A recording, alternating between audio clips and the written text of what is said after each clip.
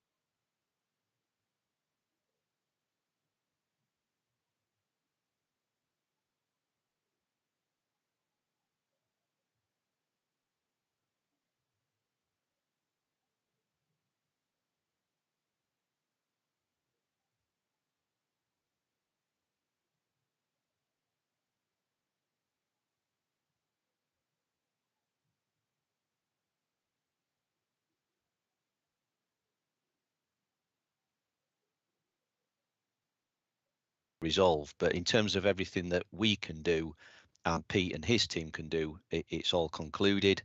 And then on the VFM side, Chair, those that were at FRAS will have noted that we completed our VFM work and reported our auditor's annual report to FRAS last month. So that means that when we do get the pension letter to sign off the accounts, we can sign everything off, including the auditor's certificate, to formally conclude the 22-23 financial year's audit, and then proceed with the handover to colleagues from Mazars, who are obviously taking the external audit contract forward for the next 5 years under the new PSAA contract. So I'll pause at that point, Chair, if you or other colleagues may have any questions. Thank you.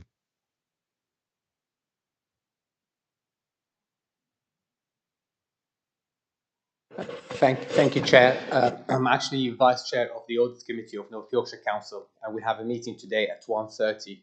So hopefully there will be some updates about it. It's a public meeting, so if there are some updates, hopefully you will be informed.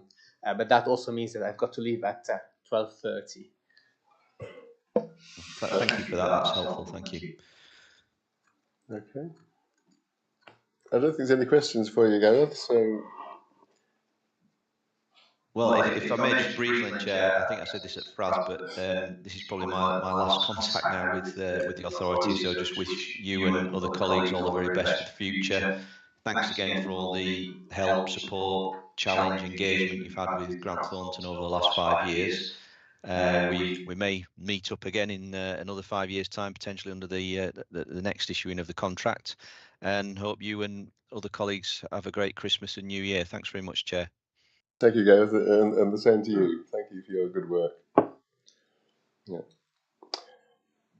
Okay, so we'll move on then to item 9, which is the financial statement of accounts and the letter of representation. Pete's going to take us through this. Morning, everybody. Yeah, this helpfully follows on from Gareth's update. So we were intending at the last FRAS committee to bring this report with the statement of accounts, but it was just slightly too early from resolving some of those final pension issues point of view.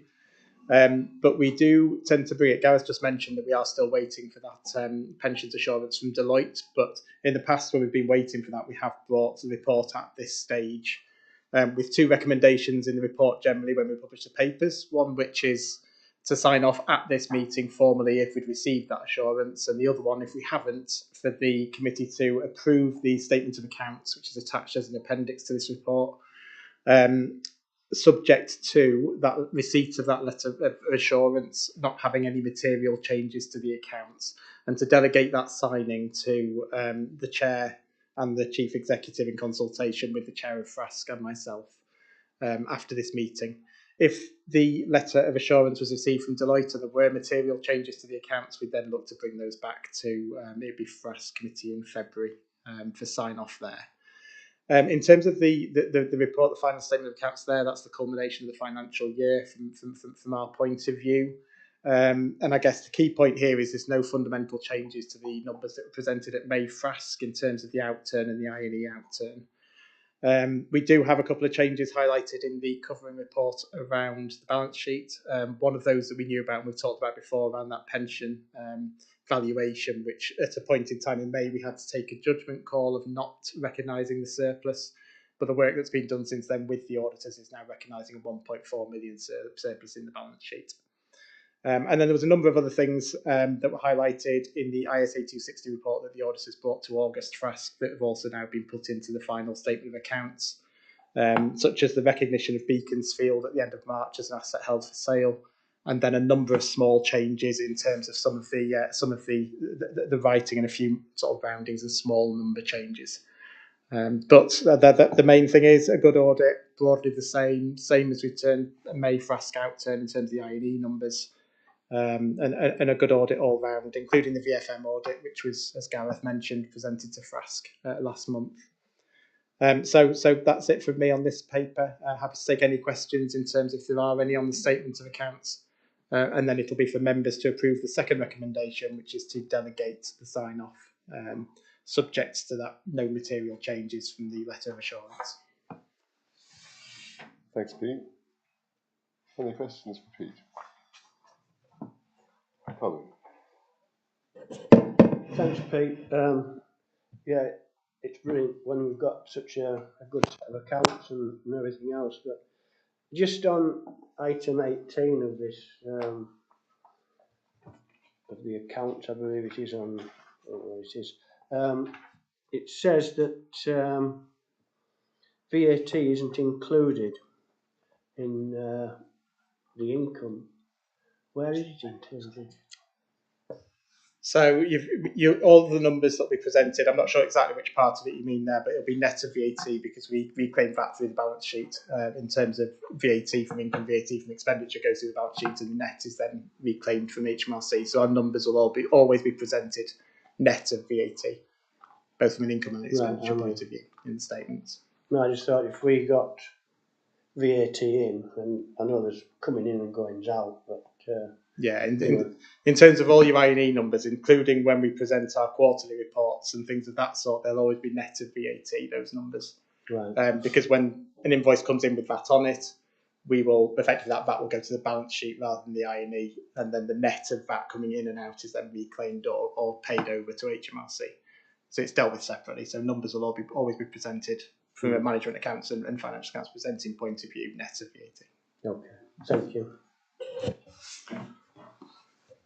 Any more questions? Malcolm. There's another question. It's just clearly this is an excellent report. I mean, you're saying FRASC, we had a good discussion about the value for money side of things from the auditor. So you've clearly done a very good job. So just to record our thanks to Pete and his team for all the work they've done. Yeah, absolutely.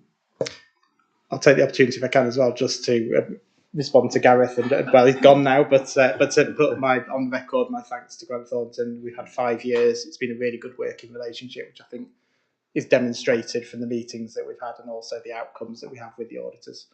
So just their final year, so just to put on record my thanks to them for this year and the last 5. Good. That's good to hear. Well, without further ado,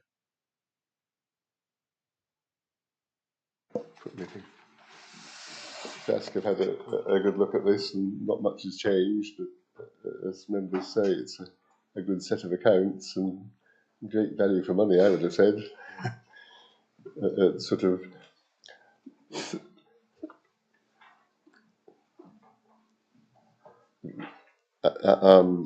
I won't say that. We'll move on then. It's option B, 8.2 is the recommendation, because we don't have those final things yet. So are you happy to take that recommendation at 8.2? Yeah.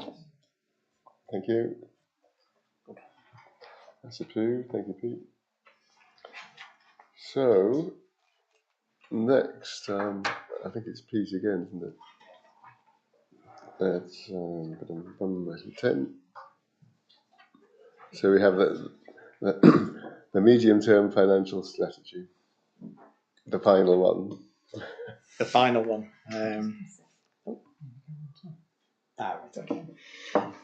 Yes, the final one, as it says in the agenda, in part because we bring a draft to FRASC last month ahead of bringing it here as a final version. So for those of you who were at FRASC, it's going to be a little bit of a repeat of the presentation. So apologies in advance for sitting through it twice, but I think it does benefit, one, to take it to FRASC, and then I think it does benefit for all members actually to run through the presentation, which covers the paper. So a little bit of background. First of all, what is the medium-term financial strategy? So it's helpful just to kind of go through the distinction, I think, in particular between the budget. But the medium-term financial strategy for us looks at the next 5 years, and the purpose of the document is to cast forward a number of assumptions, really to look at our financial health over the next 5 years, prepare in advance strategically for what we might need to do to make sure that we can balance the books over the next 5 years. And it uses a number of assumptions in there. In terms of how it differs to budget, well, budget is a detailed view of next year and 1 year only. So we look at, when we bring the budget papers in February, March, at setting the 24-25 budget in a lot of detail, whilst the medium-term financial strategy really is casting forward 5 years with a number of assumptions built in. How does it tie into the business plan? Well, the MTFS is produced alongside the business plan. It's then every year updated alongside the business plan. So the MTFS is really the resourcing document behind all of those business plan objectives that are approved.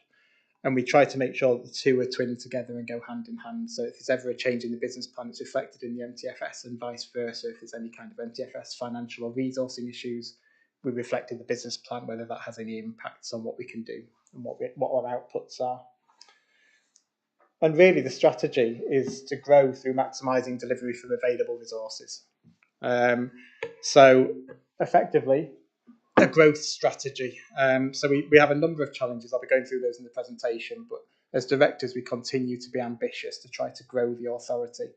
And there is a correlation between a growth in resources equaling a growth in output for the National Park.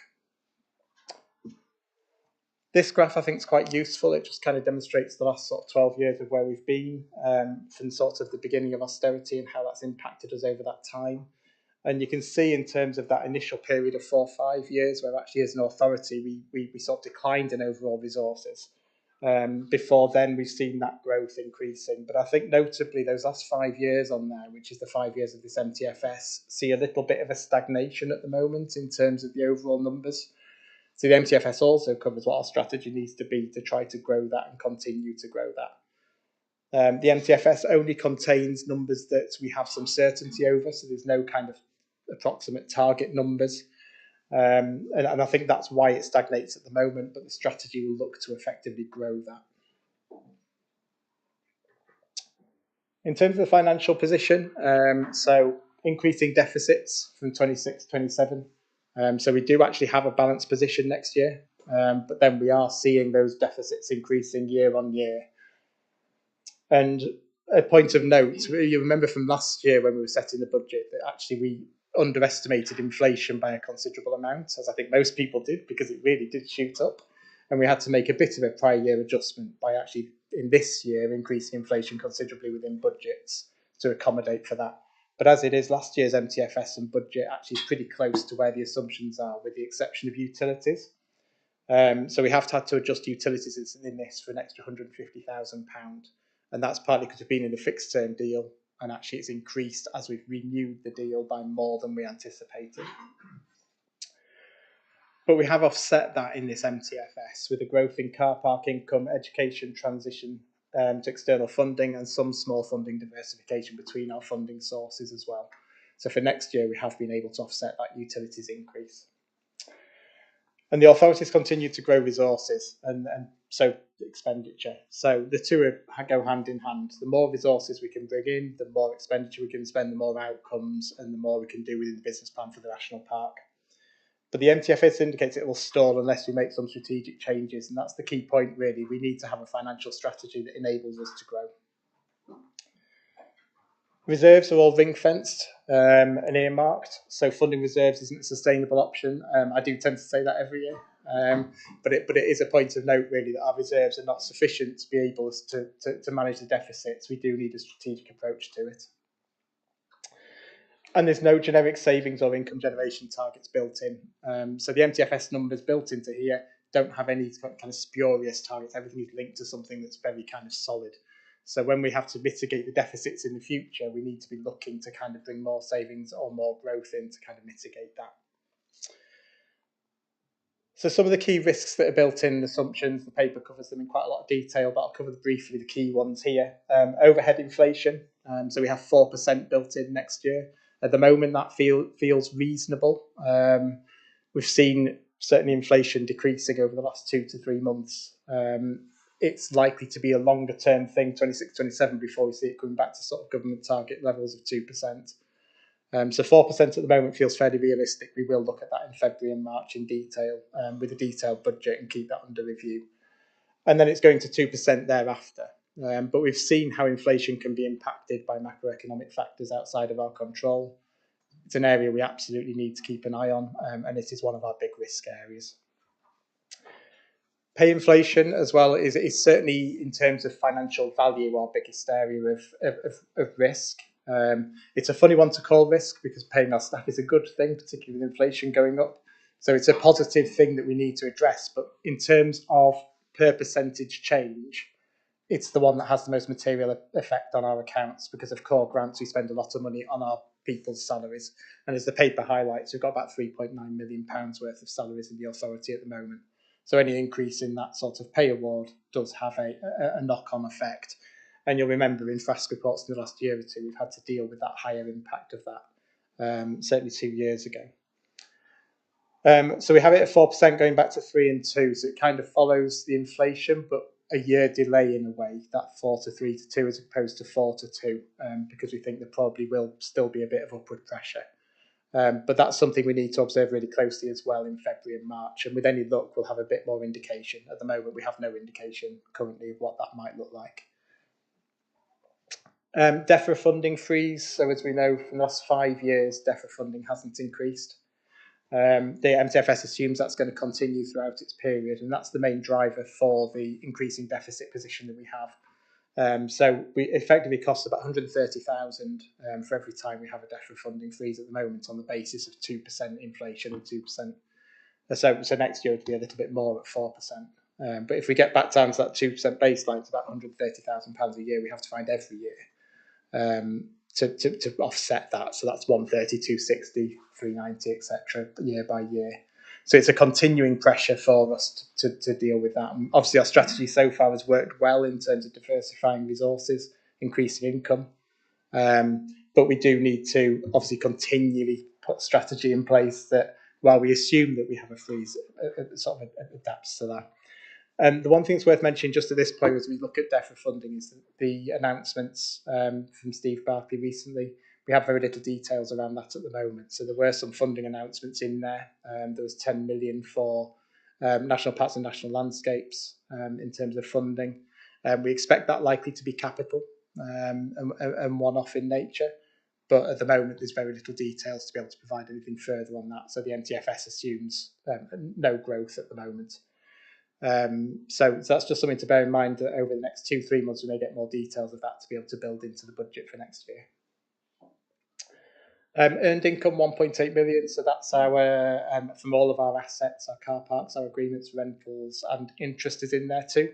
So interest rates currently are high. That benefits us from on the flip side in terms of our cash, the money we get back from our cash. So that's helping us certainly at the moment in that number. But earned income has been 1.8 million for a little while. It's an area that we need to put some focus into. And our external funding 2.5 million target. So at the moment this year, we're looking at about 4 million in there, just short of. So we are sort of way over that target, but a good dose of that is FIPL, Farming and Protected Landscapes, about 1.1 million. So if you take that number out, it's more like just over the 2.5 million mark. But we have a 2 million, we're doing really well in terms of achieving that right now. Interest I've mentioned already, so I'll move past that one. Property, just to mention, we're obviously looking at property at the moment. There is a property project. It's likely that whatever options within that, we are exposed to a financial liability that we will need to address. At the moment, there's nothing built in for that, but it's likely at some point there may be something required in terms of borrowing. That's not built in at the moment, so that could be an additional revenue pressure. Large capital projects, I always refer to this one, the more external funding we do, the bigger the capital projects and large projects that we do in terms of multi-million pound delivery, like Revitalise, Land of Iron. And so comes a bigger risk. Sometimes in those contracts, we take on some of that sort of overspend risk in there. We've always worked really well on that, but it's always worth highlighting the MTFS that the more external funding we do, just there is a greater risk. And that's often why I promote building a better set of reserves in terms of contingency risk reserves to help manage that. And then core resource squeeze. So the more and more external funding we generate, we always have to recognise that core resources, which are funded from DEFRA grants, which isn't increasing, there's more pressure on those. There's more pressure on our finance, our IT, our HR, external funding to raise it. So for every external funding application we do, there's an enormous amount of work from a lot of people that goes into that. So we have to have one eye as well to the fact that if we want a growth strategy and we want to grow external funding, then we need to look at how we actually strategically set our core to be able to deliver that. Some headline numbers then off the back of those assumptions. So this is the current year and then the next 5 years, and you'll see next year we are balanced. That's a good position to be in at the moment. It means that when we set the budget next year, we're in a balanced position already. We've got a little bit of time. But you can see the deficit's increasing, 200,000, 25, 26, and then you can see it increasing periodically each time. And as I've mentioned already, the DEFRA grant freeze is the main driver behind that, because there's a lot of costs that can only come from DEFRA core grant. So there's going to be increasing pressure on that grant and the current things that are funded from it. In terms of the fact that we've got a balanced position next year, that takes the pressure off a little bit, but it doesn't in a sense. If we're going to make strategic changes, we need to be making them from now in order to be ready for the 25-26 year. And then just a helpful graph here, I think, table here, which just helps to split down our resources and next year what we're currently anticipating the MTFS the split to be. And that illustrates that at the moment, at 4.4 million, it's about 35% of our funding will come from the DEFRA grant. Section 106 almost catching up with that in terms of value with Bulby now fully on stream. And then our external and our earned, as you can see from that, the proportions that makes up. Sorry to interrupt you. Yes. I just don't understand those two tables. Can I ask one question? Yes. Total income on the top, 8.8. There's your list of income that adds up to more than 8.8. I just don't understand. So that is, sorry, yeah, it's a good question, but I've got an answer, fortunately. I was worried then it was going to be the wrong numbers. In terms of the total income, yes, I think total income is probably a bit misleading. It doesn't include the DEFRA grant, which is underneath at the 4.382. So the 8.3 should, fingers crossed, add up to the external Section 106 and earned. Sorry, that's not helpful calling it total income.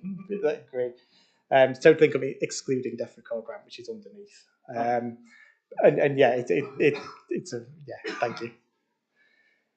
In terms of the growth strategy, so there's different ways of growing as an authority in terms of resources, and there's a number of things that we've built in really as business as usual now for staff in the culture, and that's savings and efficiencies. So as a culture within staff, we're really embedding that people should always be looking for the most efficient way to deliver the work, where there's savings opportunities, to be identifying those, and it for being part of the responsibility of work really to be looking for those opportunities.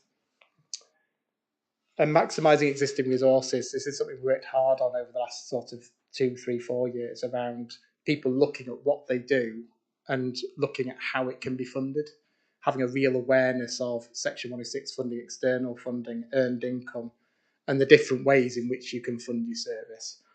So that actually inherently as people look at their services, looking at actually how can I deliver this, what funds can I use, and what opportunities can I take from the different resources available. And both of those has really helped us to become very efficient in our use of resources. And they're both built in as business as usual now, and we keep hammering on about, or I do anyway, with staff about this being really part of the culture that helps us deliver as much as we can for the park and really maximising our outputs.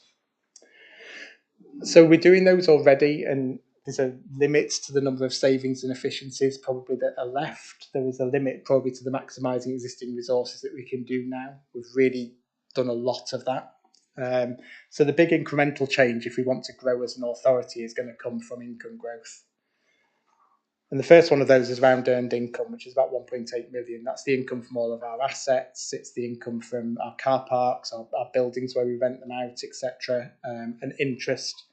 And we really need to look at the opportunities to increase that. It's an area that over time we haven't done as much on. We've often just looked at our own assets, and there's the phrase sweating our assets, which I don't like because it just sounds unpleasant, but we need to do that, and we're doing a real process of that at the moment, of saying what assets do we hold and are we really maximising them. And that's obviously going to help us with increased earned income. But we also now have a commercial post that looks at other opportunities as well. Are there other things we could do outside of our existing assets that will help to drive a commercial income? And commercial income, it's worth pointing out, it's not just income, it's margin, and a real margin focus on what we do in that kind of arena.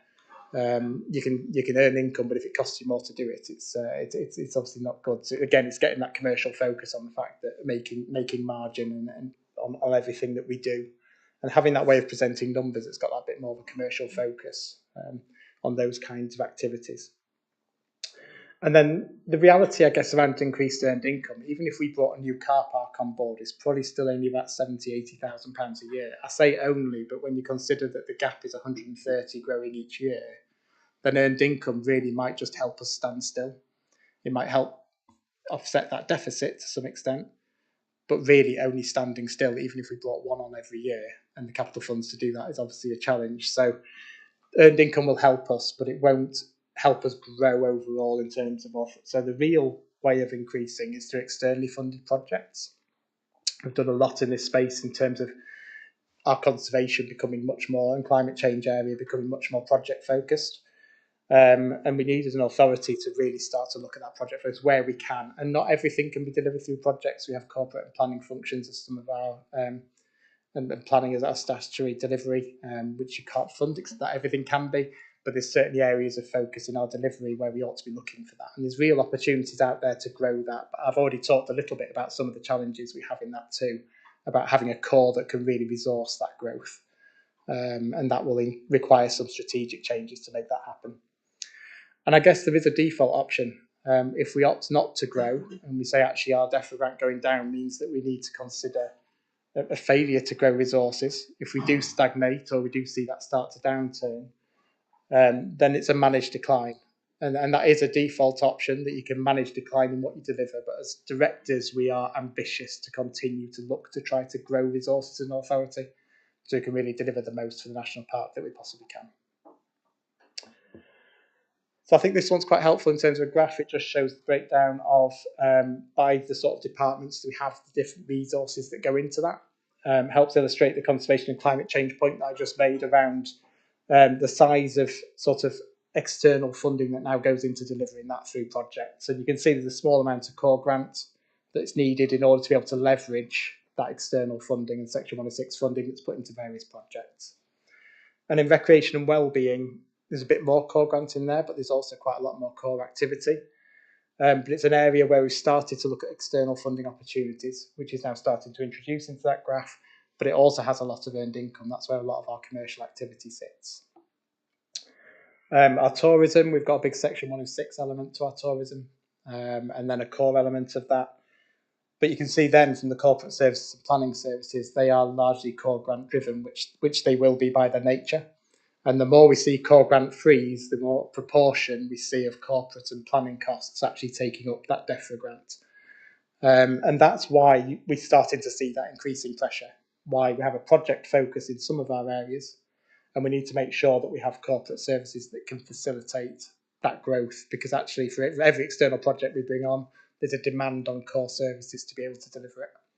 So we need to have that real review of what we spend out of our DEFRA grant, and strategic changes if we want to grow external funding that will enable us to do that.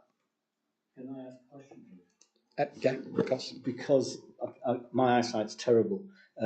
Is there a blue sliver on climate change right at the top of earned?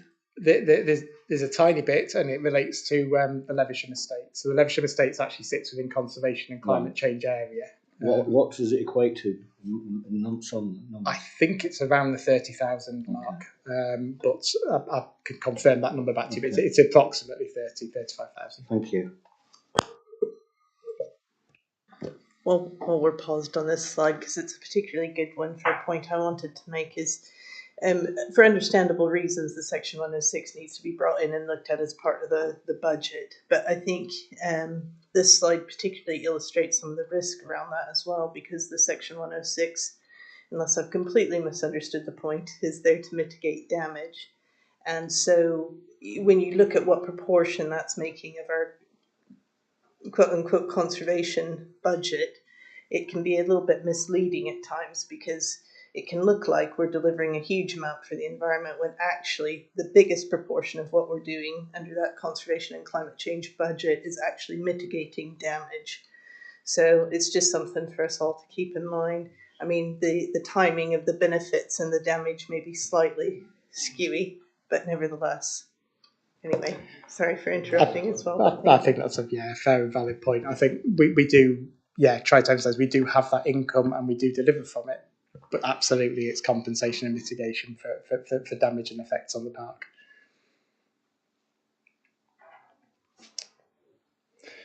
So looking for savings and efficiencies should be standard practice. Looking for alternative income sources is becoming part of our standard approach, and now some limitations to opportunities that we need to address. This is just a very quick graph on our earned income, and you can see the majority of it comes from our car parks. I think this probably graph largely hasn't changed in a lot of years in terms of its proportions. So it is an area where we, as I mentioned before, we are looking at furthering opportunities. And again, maximising our assets, looking at new initiatives outside of what we currently do, making sure that we put inflation on fees, act commercially, and where we can do, and we putting fees annually up by inflation, acting with a commercial ethos in everything we do in this sort of sphere. So that's kind of the strategy around earned income. And then in terms of growing external funding, I've taken this from the FRASC paper for external funding last month. This just shows how much we're sort of overachieving that sort of 2.5 million mark that was in the MTFS and business plan that we set a year or two ago. And we're certainly exceeding that at the moment. But as you can see, the pipeline drops away. We need to constantly work at it. And this is the area where we can see growth, and we just need to strategically plan for that. So a project-driven culture in those areas that are project-driven, a core built to resource increase project risk of failure without the right approach. So again, if we try and grow external funding without putting the core resources in place, then we risk actually one, failing to increase external funding, but also challenges in delivering it as well. And the only real option remains to increase output for the national park, and continued growth is through this element. So finally, to conclude, 0.2 million from 26-27, increasing every year thereafter in terms of those deficits. Driving factor is that sort of core grants cost inflation distinction. Way to continue to grow is to grow overall resources, build partnerships, and that's the other element as well, is delivering through partnerships, not always to ourselves for the outputs of the national park, which is very much a focus of the business plan. Project delivery increases outcomes and maximise leverage from core resources. So really looking at how we maximise that core to deliver and maximise, but they have to be sufficient to do so. Earned income growth will help support the core, and prioritisation of the use of core resources is essential. And not growing resources will mean that we will have to manage a decline in what we deliver and what we do. And then just next steps, so 23-24 detailed budget for the year, 24-25 for anybody that's eagle-eyed, 24-25, not 23-24, to FRASC in February, and then the final budget sign-off NPA in March, and that will be 24-25. Working too many financial years at the same time. So, yeah, any questions? Thanks, Pete. Very informative and comprehensive presentation. George. Thank you, Chair, and thank you very much, Pete, for this helpful presentation. You're right, we had it in FRASC, so this is my second go at it. So the key points really were that first, the external funding, huge success story for this authority, and that graph tells the whole big picture. So that's something that North York Moors has been very successful in doing. But as you highlighted, as the paper shows, there is a projected deficit out there in the next few years, and you mentioned the term sweating our assets. I completely understand why it is not a very pleasant term to use, but it is actually the strategy that we've got to use, maximizing existing resources, and which always means making difficult decisions sometimes when we face a difficult financial position. That's life. That's how all organizations work. And we've got you talked. It might be relevant in an item further down the agenda today, but you talked about a risk, a liability risk, to when you mentioned property there. So I think we just need to be aware of that and conscious of the deficit that we're going to have in the future and the risk that we might be incurring, because those figures about what's going to happen in the next few years are very important to keep an eye on. And that's the key point that I wanted to stress at this point.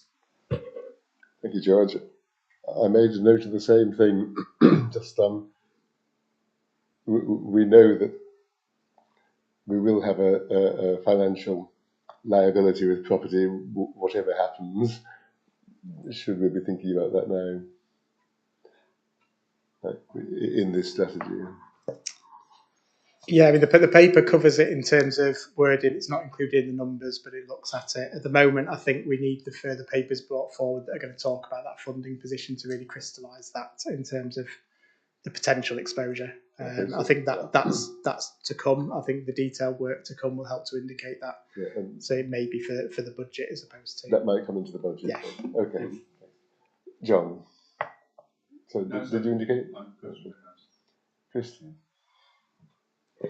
Yeah, I just wanted to thank you actually for a really, I think, well put together report. And I particularly appreciated the numerical values you provided along with any percentage changes throughout, because that eased the process of reading and comprehending without having to stop constantly and do mathematics in the midstream. So that was really helpful. One thing I did want to ask, I think it was in this paper that the term was mentioned was democratic core cost. And that seemed to be separate from core cost, and I just didn't understand what that referenced. Yeah, I mean, it is largely the corporate costs. I guess we call it democratic and corporate. Democratic is obviously the costs of the democratic process, so it's the cost of yourselves, but also the cost of meetings or whatever it may be that comes into democratic services. I guess it's a link across a little bit to local authority where democratic services as well is an even larger area. But it is really the corporate costs. So there's a number of corporate costs that get charged out to the services that are directly relevant to the services, but there's also a corporate core, democratic core left over that you can't charge out. It's that element. I think it comes under the KPIs area where it's referred to the most, where you have that 5% target. Something that does need looking at for the budget as to whether that's still the appropriate target. But yeah, it's forms part of corporate.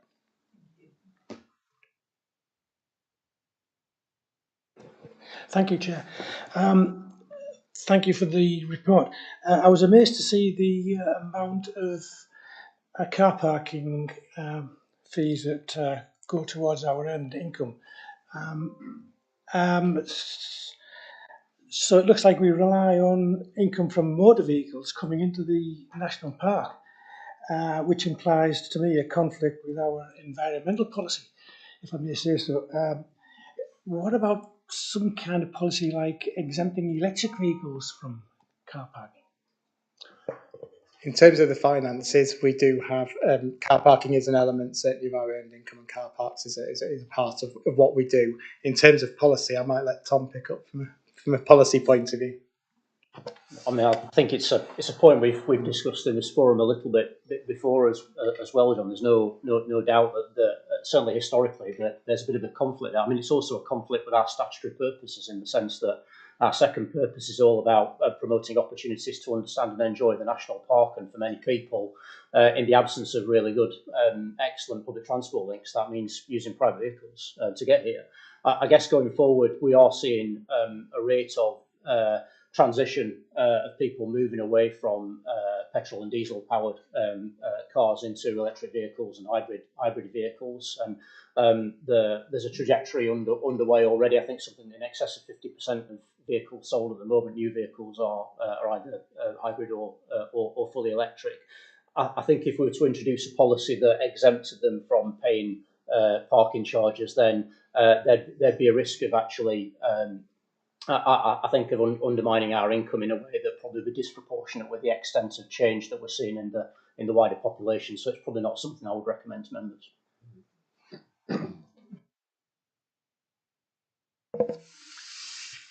Useful thought there, Malcolm. Yeah, again, really good presentation, Peter. Just explains things really clearly. I'm always interested in these long-term projections because they always show a deficit in future years, and you always manage to balance it this year, which is really well done, sort of thing. I think the other point, though, it is, and we picked up in Frass a bit, and you mentioned it. I'm all in favour of being ambitious and all of that. The numbers that you present, the 8 million kind of top line, I think you said in Frass that that's assuming the 2.5 million external income, which includes FIPL, as you said. And as I said at Frass, FIPL is a bit different in the government initiative. It's not something we bid for. I mean, it's up to us to spend the money that we're allocated and indeed get more if necessary. But I mean, it's around about £1 million now, isn't it? And we don't know what's going to happen to it. So it's just a comment, really. I mean, I'm not suggesting you change any of the figures, but I think members need to be aware of that. If the government will take a decision what's going to happen to FIPL in about a year's time, I think, and we're all hopeful that either it will continue or, something different but similar, as it were, will take its place. But it is something that's a bit different to the external funding. And we just need to be aware of that fact, I think. If I could just clarify on the numbers side of that. So this year at the moment, it looks like we're going to do about 3.9 million of external funding that includes farming and protected landscapes. So I agree. We kind of categorise it within to keep the 4 categories. So it's a fair point that's in there. We ought to be aware of that. But we are delivering 3.9 million with that in. So this year we are over the 2.5 million if you took that out as well. So that 2.5 million is a realistic delivery level for the way that we're currently set up when farming and protected landscapes does come to an end. But growing that, then we do need to make some adaptations to the way that we're set up to deliver that. Yeah. I must say, as Malcolm says, we always have doom and gloom, and miraculously, we always seem to manage to find a way around it. One of these days that may not happen, but it's historically it always has happened. So credit to us for being fleet of foot. And I must say, I'm not sure that FIPL will continue, but kind of project funding from DEFRA seems to be very much the mood of the future. And for authorities like this, if we can get good projects that we can deliver, we shall get more than our share of that, as we have done in the past. If you just have a look at the graph again on page 19, only 35% of our output is government grant, and that's pretty impressive, isn't it? I think that's not lost on DEFRA, actually. Tom might say a little bit on that later. But the point being that you do have to have some core grant to go out and find that. I think we were talking maybe early next year of having a more informal session about how we're going to juggle those priorities and move our resources to make ourselves match fit for further project funding. I think that would be a more useful format to do that as an informal session, talking about that now. But for here and now, it's a really good piece of work. Do you want to come back with that, please? Yeah, just really actually to reiterate the point you made, which is that so far we've always been able to do something that's enabled us to continue to deliver, but it is getting more difficult. And I think everybody's finding it harder and harder to do. So there's no doubt strategically we're adopting, I think, the right strategy to continue to try to grow, but it is getting harder and harder to make that core grant sort of stretch to enable us to deliver everything that we want to deliver. So year by year it gets tougher. So actually, another comment just before we move on. Looking at the graph that you had that showed the Section 106 allocation, as Christine absolutely says, some things are suitable and available for Section 106, and some are not. It's quite easy to look at that graph and think health, recreation, and well-being is doing really badly, but there are not the opportunities within that for Section 106 because of its target, and so. If you added recreation and well-being together with tourism and marketing, which to me seems to be in the same basket, our two kind of first and second purpose outputs are actually quite similar. So it's horses for courses, isn't it? And some of those things, will lend themselves to earned income, some will lend themselves to 106. The graphs can be a little bit misleading if you kind of looked at them as performance indicators of those departments.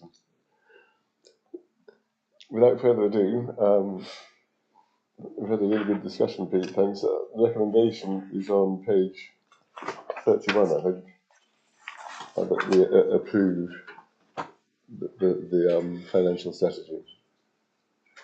Happy with that? Thank you. I think that's unanimous. Thanks, Pete. So, on to 11 is the business plan priorities. Is this is over to me. That's Tom. No, this is so just to explain for members, this item follows the last item on the medium-term financial strategy. Just as Pete mentioned at the end, we come forward with a budget for member approval in March. We'll also come forward in March next year with a set of milestones to deliver our authority business plan, and the purpose of this paper is to give members an advanced view on what officers are thinking are the key delivery priorities for us as an organisation in 2024-25. There are two items on today's agenda that relate to our strategy and business plan. This one is forward-looking. The one that's later in the agenda is backward-looking and is a scrutiny item based on how we're doing in terms of our performance this year. So just to kind of recap a little bit for members who are not familiar, when at the point at which we adopted a new national park management plan, we also adopted a new strategy and business plan, a 5-year strategy and business plan for the organisation that has a number of objectives that either flow from our strategy or from the national park management plan, and then a number of deliverables by 2027 over that 5-year period. And every year we set a number of milestones to achieve those deliverables, and there are something in the region of 70 within the current set of milestones for this financial year. So the paper sets out the areas where we think the key milestones will be for 2024-25. The strategic context in the paper pretty much recaptures the narrative that Pete set out and explained in terms of that overarching financial picture. And the determination from officers, directors that we want to continue to grow the authority by becoming a more project-based organisation, which we think we're demonstrating we can do and demonstrating we can take further. So picking up on the first of those priorities around landscape scale nature recovery, we had some excellent news a couple of weeks ago with the announcement from DEFRA that the Lincoln Levisham project will be one of 34 landscape recovery pilots to proceed over the next couple of years. So we see that as being a key delivery priority for us. It's really important we get that right in terms of not just our own estate at Levisham, but also in terms of the powerful signal it sends by having a flagship site of national importance for nature recovery within the national park. But there's also some really important work on the River Esk, where our ambition is to increase in the transition the work that we've been doing around Revitalise into a programme of works on the River Esk.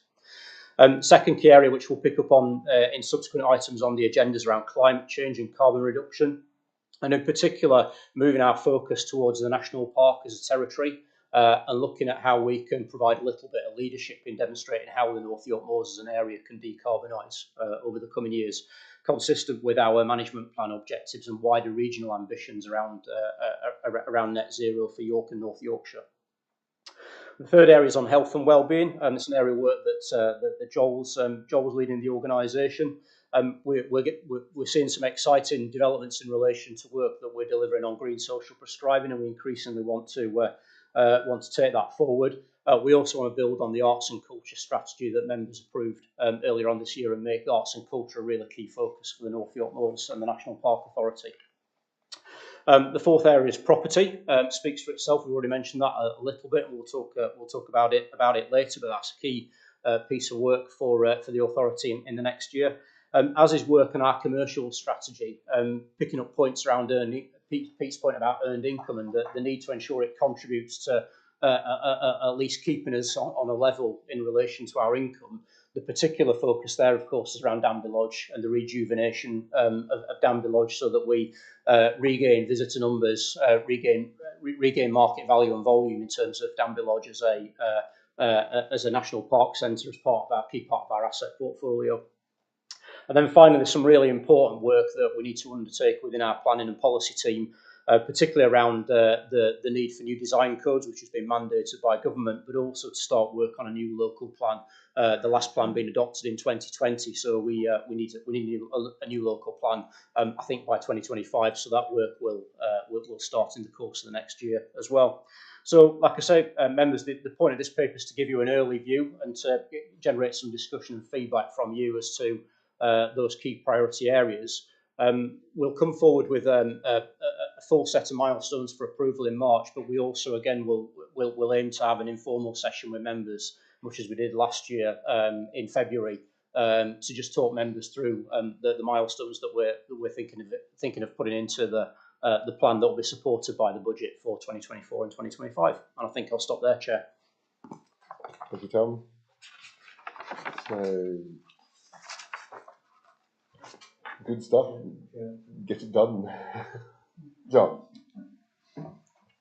Thank you, Tom and Jim. I think all members would really appreciate that early engagement with this process, and an informal session early next year is a really good idea. It just gives us, although we are in for, it's a challenging set of circumstances that we all face. I think there is room for optimism as well, especially when we're talking in terms of the leadership role we can play when it comes to things like decarbonisation, the decarbonisation agenda. So really welcome that early in the new year, hearing about these plans and taking part in discussions about what role we can play. Yes, John. Arnold? Thank you, Tom. Item 4.2, I'm hoping that maybe the lack of actual figures there is because it's a plan. So we're going to fill in the gaps like significant, and we'll be putting actual figures in there.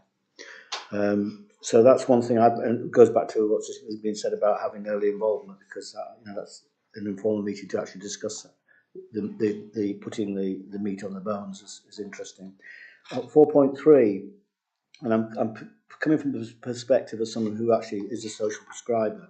I would like to see a link between social prescribing and arts and culture, because I give singing, I suppose, social prescribing, and it helps with all things like COPD and asthma, etc., which gets people then out into the countryside. So there's a distinctive link of giving people the tools to actually get involved. So I'd like to see a stronger link if one exists already, and if it doesn't, I'd like to see a link between the two. Thank you. Thanks, Arnold. Good points. Malcolm? Yeah, thanks. I mean, just a whole set of really good projects that we're going to get involved with, Tom, so thanks for setting it out like this. I think, the landscape thing is particularly important, and also tied in with the point you were saying about DEFRA are probably going to get more project orientated. So again, it's kind of follow on from our FIPL comment, I think, which is from a strategic budget point of view, assuming steady sort of 2.5, which is fine. We are trying to, be proactive and develop the organisation and all that sort of thing. But if we're going to get more and more grants from DEFRA, I think we do need to think about how we set these things out. But I think that's for long term, and it clearly does have, as I say, implications. We've been changing hugely as an organisation in the last few years to do the stuff that we're doing now, and that process clearly needs to be continuing. There's a limit somewhere, whether you look at it in terms of core budgets needed to finance the generation, or just what you can do, or capacity of staff and all that sort of thing. So I think we're in for quite an interesting time, and I think quite how we monitor the sort of money from DEFRA versus money from grants and all that sort of thing is getting a lot more complicated these days. We need to watch it carefully. Anybody else? I mean, I think on that point, increasingly, I think we are getting wise to building delivery costs into project bids, because that's what you have to do. And I think that's becoming more accepted. Actually, there's a recognition that if you're doing project funding, you have to build the delivery into the bid.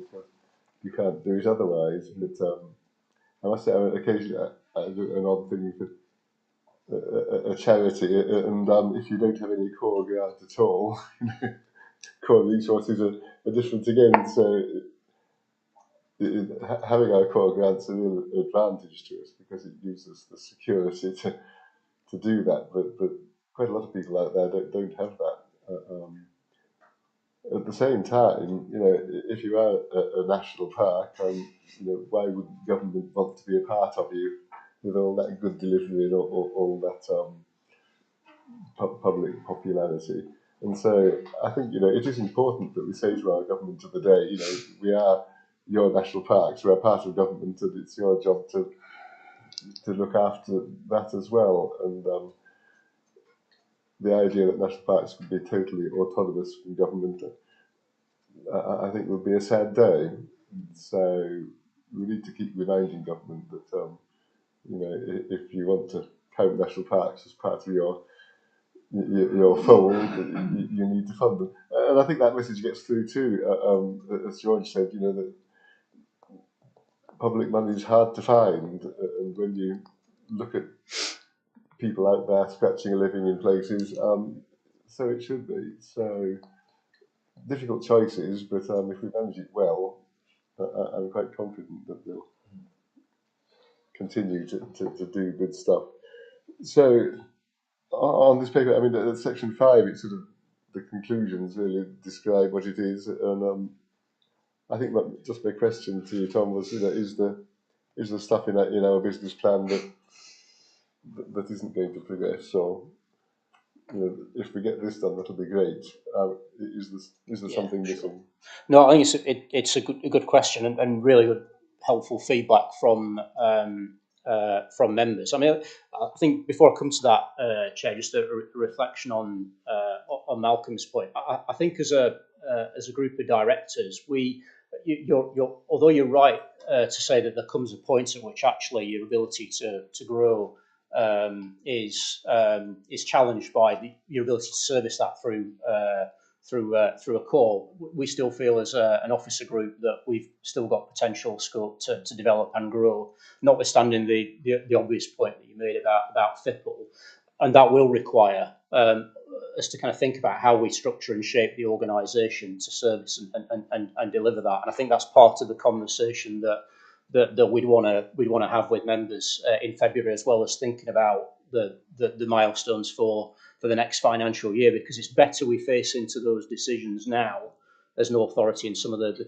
tough choices that George said than do it by default in a couple of years' time. But we're very optimistic, and not optimistic just because we think we can do it, but also because we think it's the right thing for the national park in terms of delivery of the management plan, and also to ensure that we create a working environment which is motivating for our workforce, and hopefully those members who come along to our staff conference on Wednesday, we'll hear a little bit about the staff survey and some of the feedback, the work we're picking up from that. And that, from my point of view as chief executive, is really important. That this is an organisation where people value working, feel proud to work here, and ultimately deliver a really impactful work on the ground as well.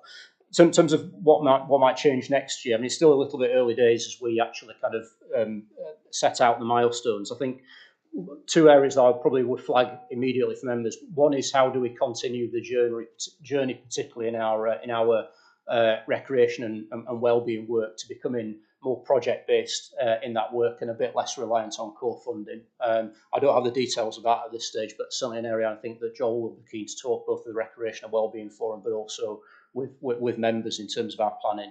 The second is, I think we've always got to keep a keen eye on any of our kind of grant schemes that we deliver, most of which have increased in the transition towards being funded through other sources like farming and protected landscapes, for example, but also just making sure that they are adding value. Anything that impinges on core grant is adding value. Clearly, as Pete indicated, in the next financial year, we are balanced partly through good fortune in terms of interest and the likelihood of that remaining. So we face less immediate pressure for quite radical change in the next financial year. But the more that we can do to find savings and efficiencies through changing the way that we fund some of our work in the next year, I think would be one area that we'll be looking at. Well, the recommendation is that members note the contents of the report and offer comments. I think you've done that. Thank you, Tom. So, on to wait a minute. Was that 11? Yeah. Yeah. So it's Tom again. It is. It's other Tom this time. It's the other Tom. I've got two Toms on my notes. So this is our decarbon. So this will help Arnold answer this question. Our decarbonisation plan.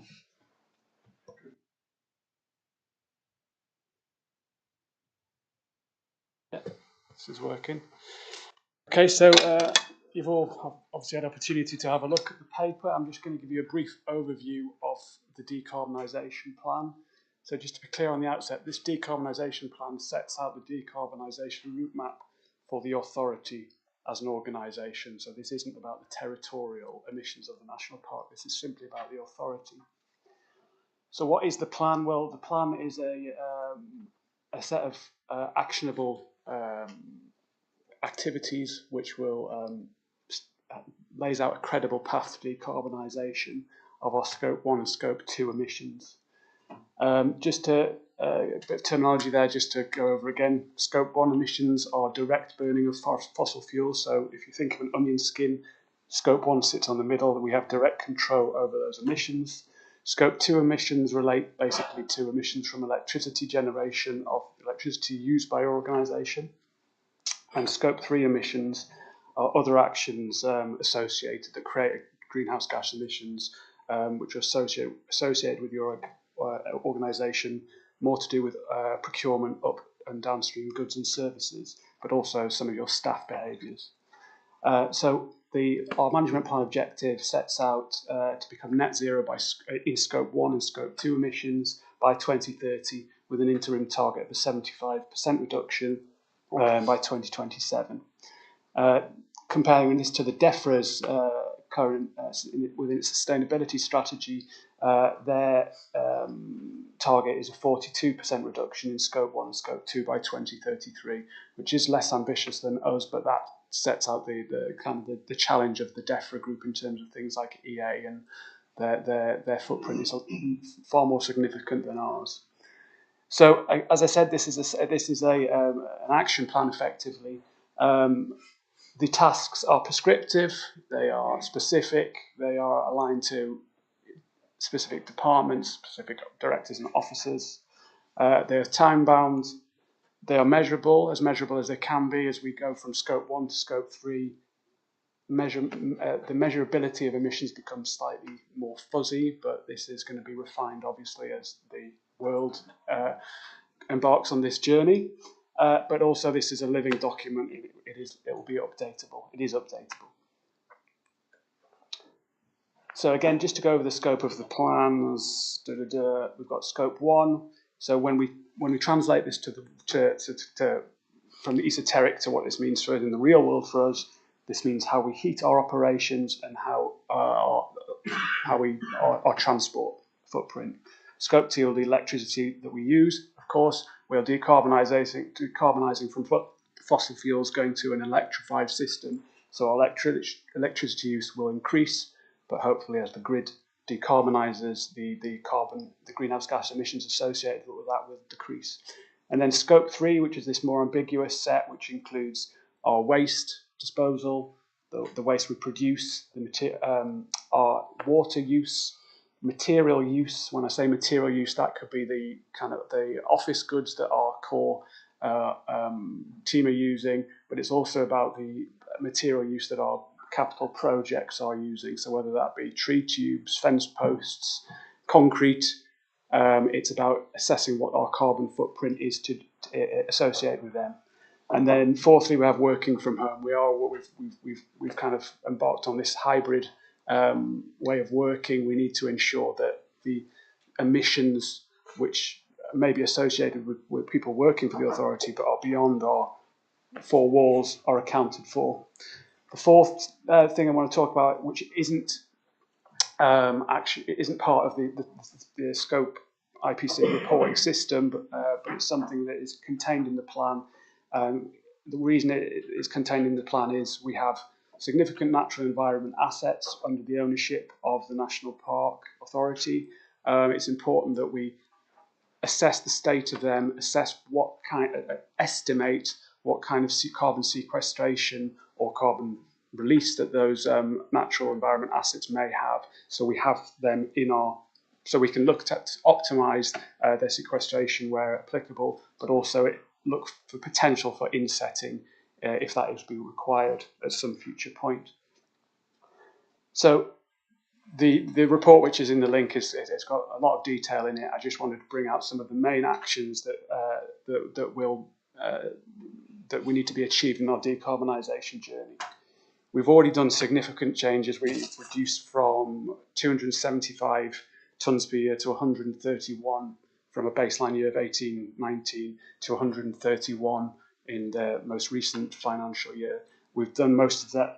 Most of that has been achieved through the decarbonisation of the visitor centres, from moving from kerosene boilers to heat pumps, and closure of Beaconsfield.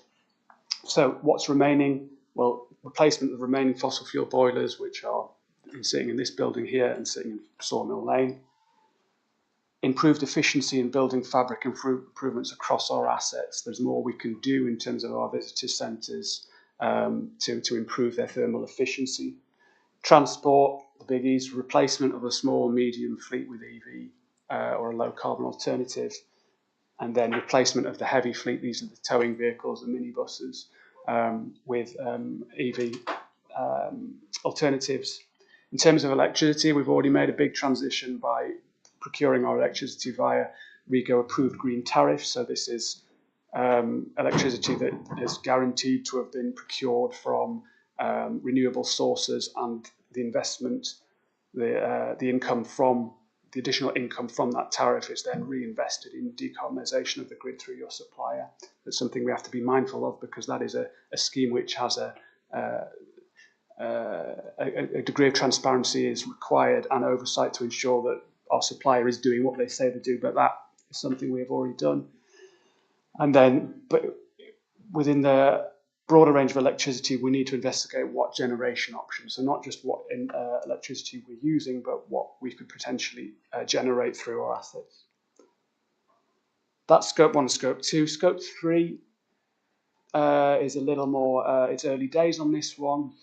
What we're trying to do here, so the three main sections of scope 3 are material use, staff behaviour, and then go to the natural environment. So the direction we're taking in material use is improved data collection. We need to have better handle on what our true emissions are in terms of material use. How we're going to do that is increase project accountability. We're going to attempt to make projects accountable for what for quantifying their emissions through material use. We already have the calculations that can do that. It's just now the kind of accounting process within those teams to ensure they're recording material use. And then increased supplier accountability. This is a key. So we've been developing updated sustainable procurement guidelines so we can ensure that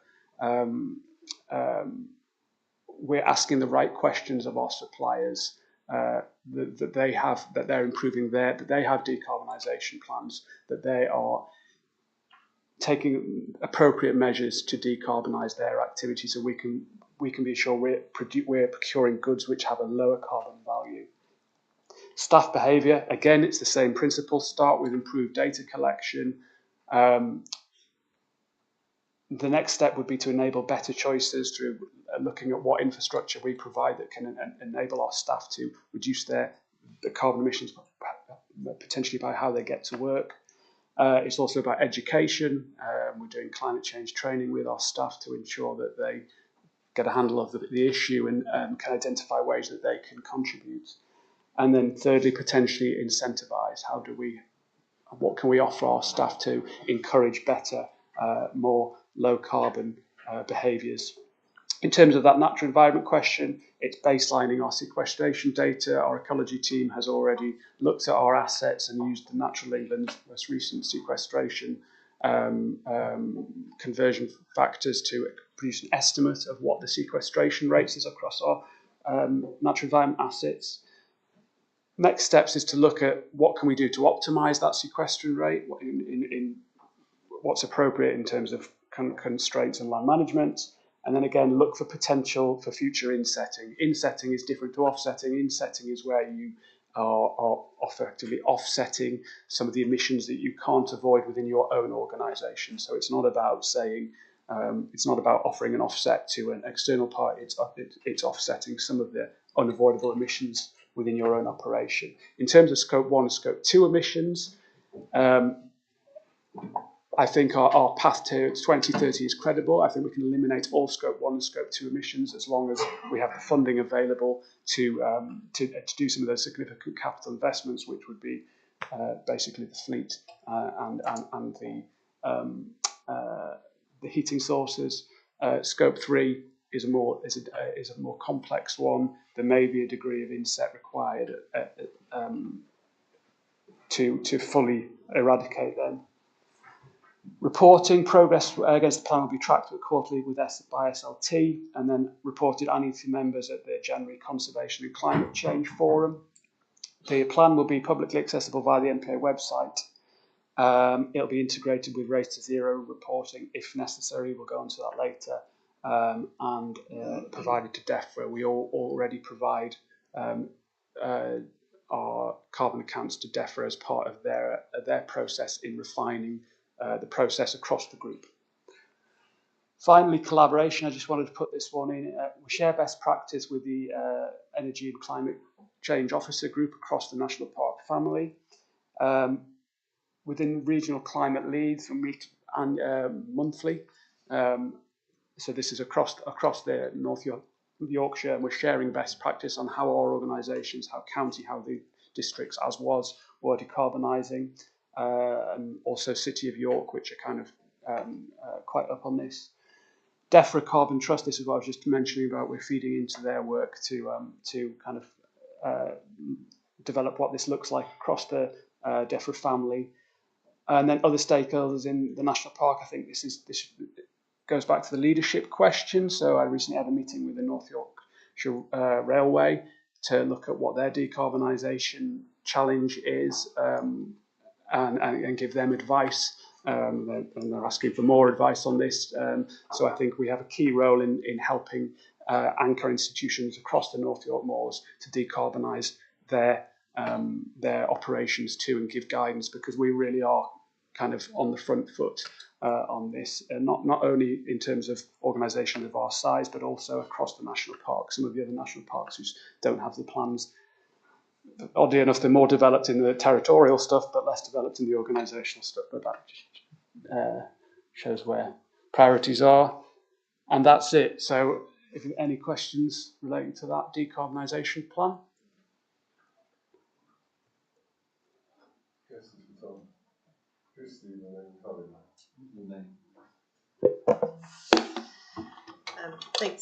Thanks for the presentation of the report, Tom. I just wanted to pick up really on a point that I think John started to raise earlier on. And I suppose it broadly falls within the Scope 3 band, even if it's not explicit there, is around the greenhouse gases which we encourage or benefit from as a park, which doesn't seem to be accounted for at all in the paper, and that has to do with the visitors that we encourage and the car parking that we benefit from. And I take on board the point Tom made that there is a transition towards electric vehicles, but they're not a panacea to greenhouse gases. They have their own issues in terms of batteries, and really they just relocate where the greenhouse gas emissions emerge from rather than eliminating them full stop.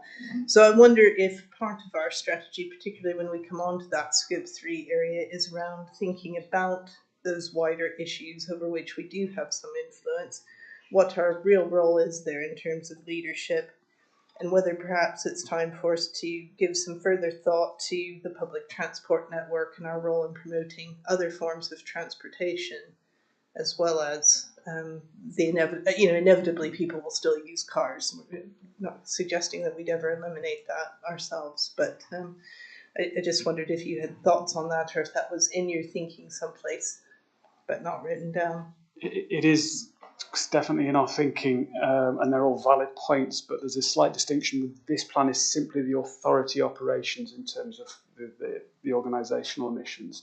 What you're talking about there is the territorial, is the activities across the wider national park. There is a slight overlap there because, but I guess potentially because we have an income from. I would struggle to see it as being entirely different from us looking at our suppliers and seeing what happens in their supply chains. I mean, however, whatever guidance you're following may have its own parameters, but in reality, I think it's one of those things about perception as well as, prescriptive rules. But so yeah, I think I'll take a few more, Tom. I'm Colin, and then Thanks, Chair. Just one on carbon accountability, where the products sold to us, like as you mentioned, posts and concrete, does not the firm itself assess those in their plan? And rather than us taking them on, or is it a 50-50 once they've produced either the posts or the concrete that we buy? Are we then supposed to take all the carbon from that, and so they don't have that putting in their plan? Or, how does that work? Or is it dual accountability because they have it on their plan first, and then it comes into our plan to be able to sort it out later? Is it dual accounted for? There is a degree of dual accountancy, and this is where the methodologies of Scope 1, Scope 2, Scope 3 there's two schools of thought. One school of thought is that if we all get our Scope 1 and Scope 2 houses in order, there is no Scope 3. So your supplier, you've eliminated Scope 1, Scope 2, therefore you've decarbonised. If I've eliminated Scope 1 and Scope 2 are decarbonised, like you say, if I produced something off you, the footprint has been accounted for because you've decarbonised. In reality, I don't think if we left it to that best endeavours, you get your house in order, I get my house in order, we wouldn't get very far very fast. And that's because, when you extrapolate this across an international stage, it would become far more complex and far more opaque. So I think what Scope 3 accounting is trying to achieve is making each actor think about their procurement decisions and their material use more. So it may be the fact that, okay, I can procure something for you which has a lower carbon footprint, but I should also be asking the question, should I be procuring something at all? Should I be procuring it? Should I be reusing something? Should I be procuring from something more local, a more local supplier? You know, there's almost ethical questions that start coming into it beyond the pure carbon accounting. So I think what Scope 3 is trying to achieve is to elicit some of those questions, not simply the pure carbon, but it's a very good question. And I think what it also is trying to achieve when we talk to suppliers is saying, okay, are you thinking about this? And this is something we need to take our local suppliers, particularly the smaller ones, with is right. We now require some assessment of your carbon footprint before we can make before you're considered in our procurement. I mean, there's degrees that we need to do that, and we need to work with our suppliers. But that's about getting the decarbonisation message out there and helping the sector as a whole decarbonise. Thank you, and thank you for the report. I do appreciate how difficult this process is. I started it 3 years ago with my businesses, and I mean, I've just been awarded the King's Award for Industry for Sustainability for decarbonisation of my factory, but it was difficult. And as to was B Corp accreditation, it's really, all these things that are good things to do are difficult to do, and I appreciate that. But one thing I did apply to that, and all of my tenants who signed up to doing this as well as part of any new tenancy agreement, is doing the small things that matter. So we could start by turning the thermostat down in here, because otherwise I'm going to have to take my t-shirt off as well. It's not a pretty sight, I can tell you. But that's the little things. That's an awareness, that's an education, and it leads to the bigger decisions as well. That's me making a statement, but I've got a few questions, if it's all right. 5.2, the heavy corporate fleet. Should we not be looking at green hydrogen rather than EV for that? Is one question.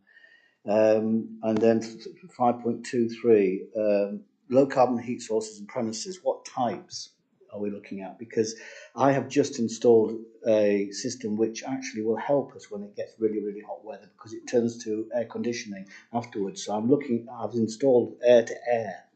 And the coefficient is much more significant in terms of energy. So every one kilowatt hour of energy going into it, I get 4 coming back. So it's a massive improvement. But the fabric has to be in place as well for that to work as well. Yeah. I'm fascinated about the supplier thing, because part of my B Corp accreditation is exactly that you have to establish that your suppliers are green, in inverted commas with a small g, because the issue is, you can be wanting to make a big change, and you might take big steps, but you're making mistakes by not checking the credentials of those that are behind you. And it's really important, this, because it sends a message out there to industry. And from a commercial point of view, as an authority, with what we want to get involved in terms of our sales, it's a unique selling point nowadays, and it shouldn't be, that when you come to our visitor centre, it's off grid. All these sort of things, our toilets are waterless. All these sort of things are selling points. A lot of people will come to a tourist attraction because they're not increasing their carbon footprint. So I think there's all those points I would like to make. But I will question the green tariff. Okay, so because there's a big question mark over this. Ethical Consumer ran a report on this, is that the definition of renewables, because I think that's worth checking, because a lot of people don't include nuclear in that. A lot of people don't include incineration, because of the logic being that, it's not renewable because you have to generate more waste to make it renewable, and that's not renewable.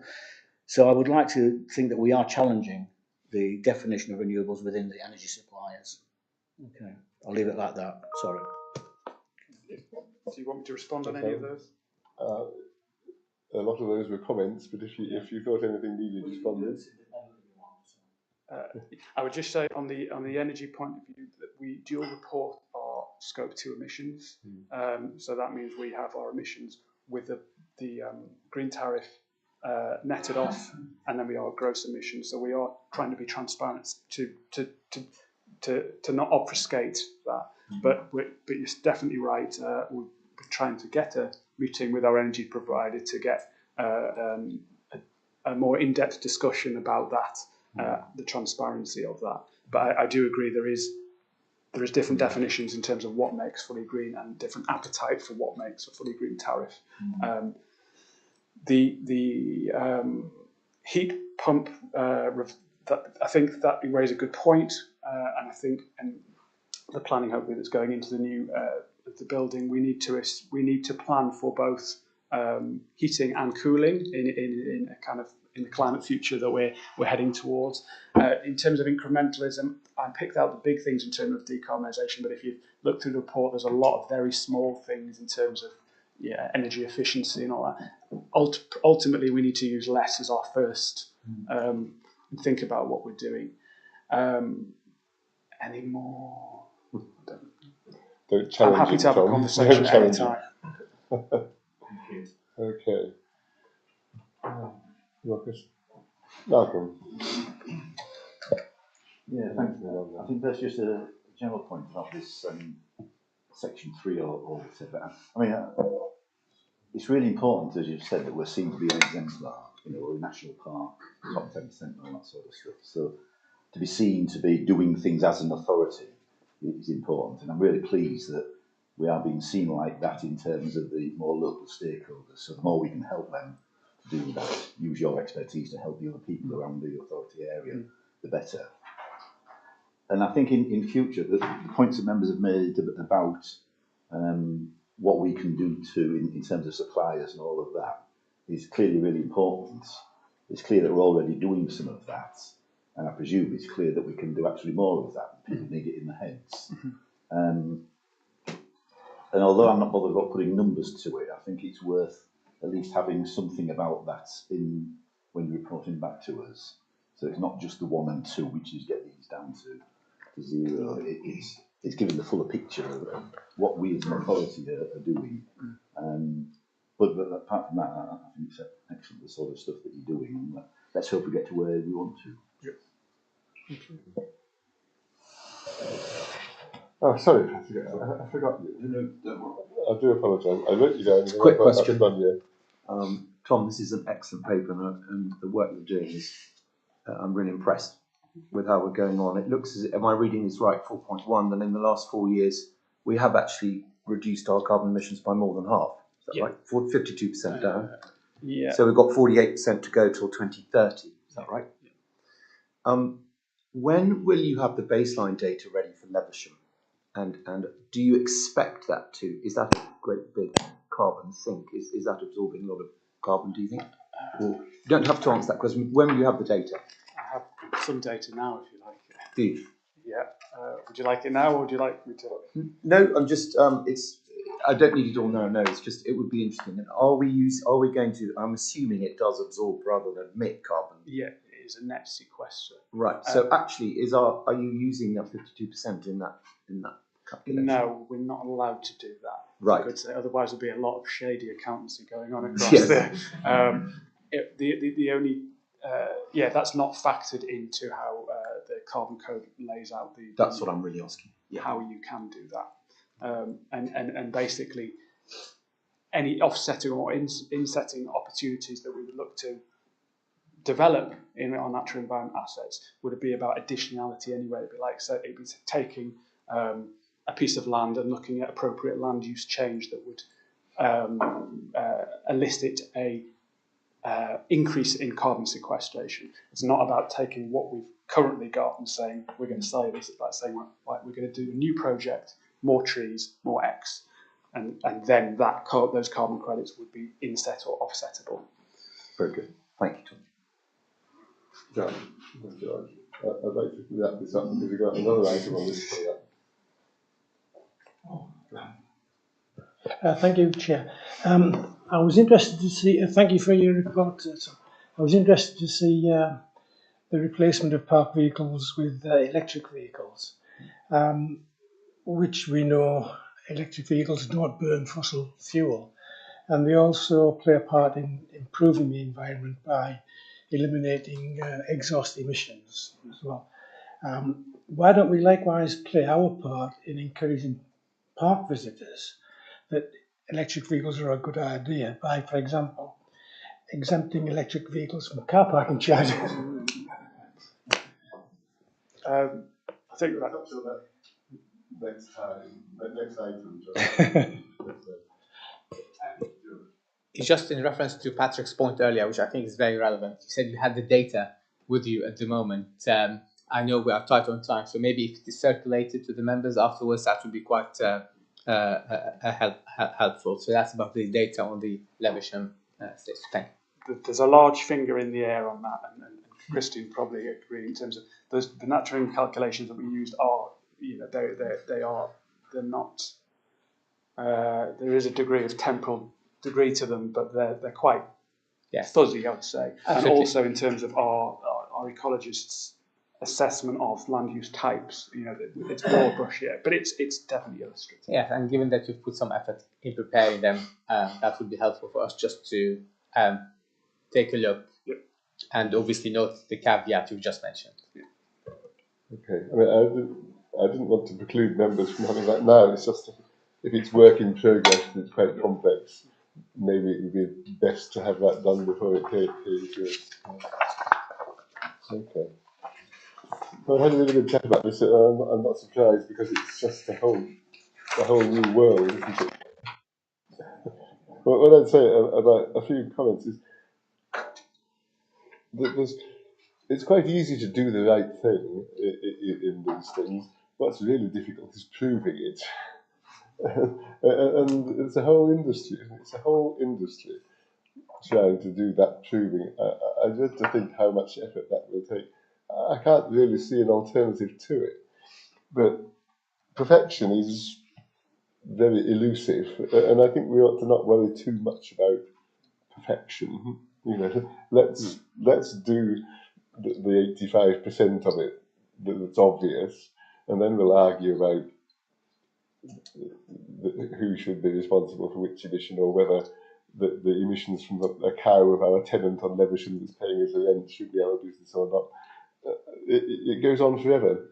But what I'd also say is that, I mean, it's not just us. We want to be leaders in this, but we shouldn't be too far ahead, because if we're too far ahead, we can't be leaders because people can't follow.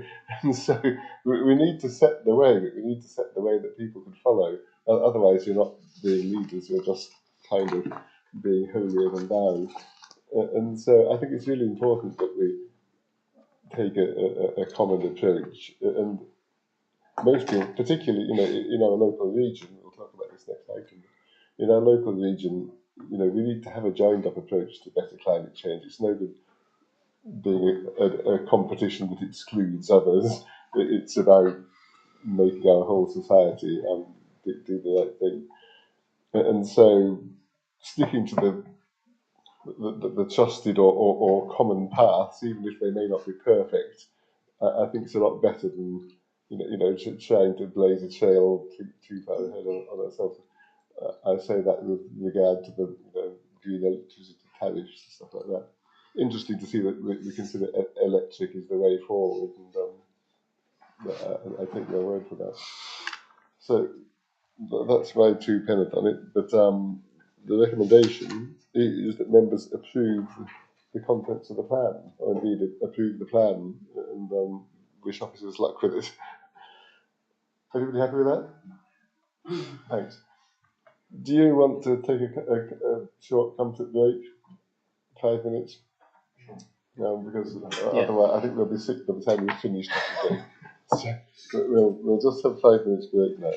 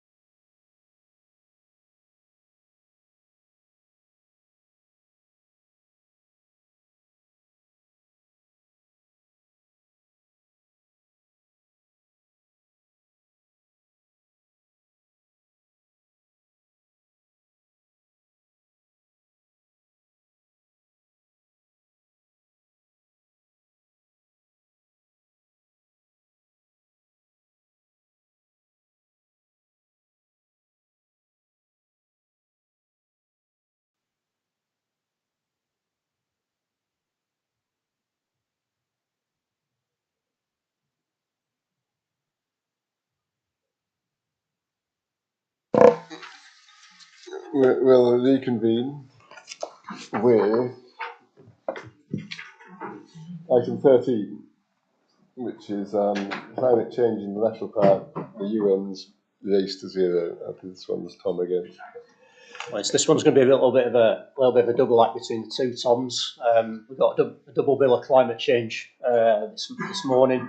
First item's on the authority. This one is about the national park, the territory of the national park. So, and essentially what we're looking for is a decision from members about whether the North York Moors National Park Authority should sign up the North York Moors as an area to the UN's Race to Zero. And this is it's a global initiative that's led by the United Nations that's aimed at businesses and other organisations as I suppose, a kind of badge or emblem that demonstrates that they're demonstrating and taking leadership in relation to climate change.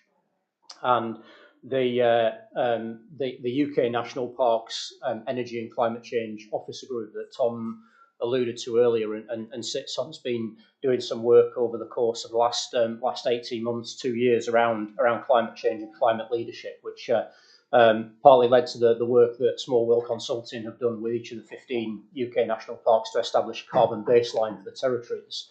But also taking that a step further, there's encouragement from that officer group for all 15 UK national parks to sign up to the UN's Race to Zero, and in doing so to be the first territories protected landscapes globally to have signed up to Race to Zero. And so the purpose of this paper is just to explore the pros and cons and make a recommendation to members based on the policies that we've already adopted. So I'll hand over to Tom at this stage. Yeah, I haven't got any specific presentation.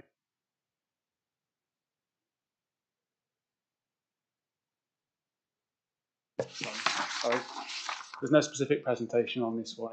I'm just basically to take any questions on it and kind of give a bit more context, a bit more a bit more information as required on the plan and what it means in terms of implications for us joining it. I think, as Tom said, the main advantage that is seen as a national park family is that this is a real opportunity to demonstrate climate leadership across the national parks and also across the DEFRA group and across the UK, and also acknowledge the capacity national parks have for doing heavy lifting in terms of the UK national decarbonisation effort. So I think ultimately that's the main kind of pro for that is the climate leadership part of that. It also, I suppose, galvanises, catalyses some of that regional effort to develop that, I wouldn't say develop that, but to kind of refine and push on the decarbonisation agenda. We know regionally we have the route map to net negative, which is the LEP's key document. Above that, we have the UK legislation on our net zero. But I suppose it's trying to really fly the flag and be a forerunner in that and help identify the key actions that can be taken for decarbonisation in the short term.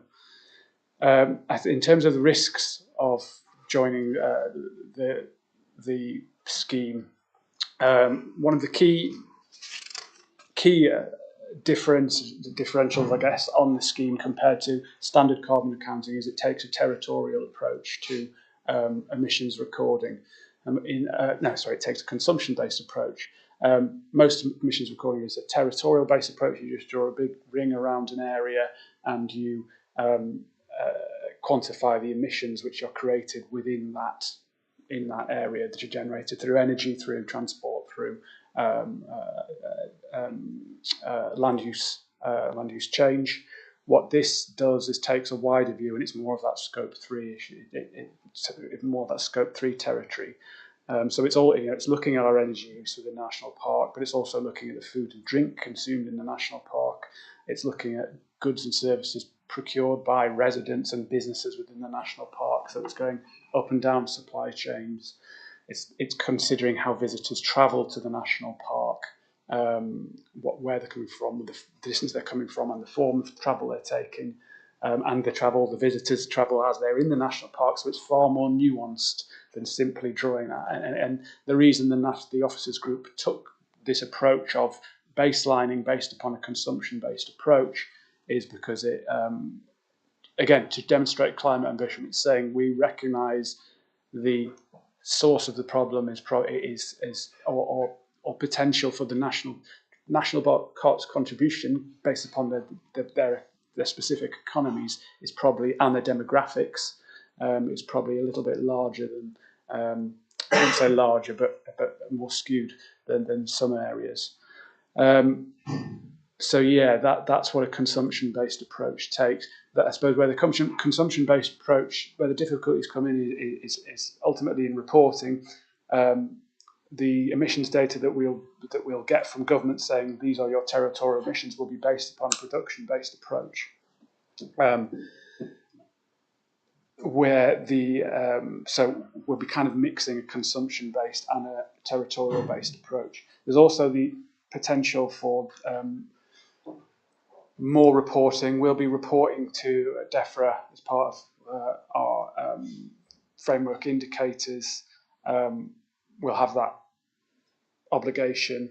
There's the potential that we'll be reporting again for this via something called the CDP portal, which is the UN portal for doing this. So we need to be mindful that there's going to be an implication for officers' time in terms of reporting on multiple platforms. We also report to DEFRA voluntarily. As I mentioned on the Carbon Trust, we also report voluntarily to the LEP region. So we just got to be mindful of that effort.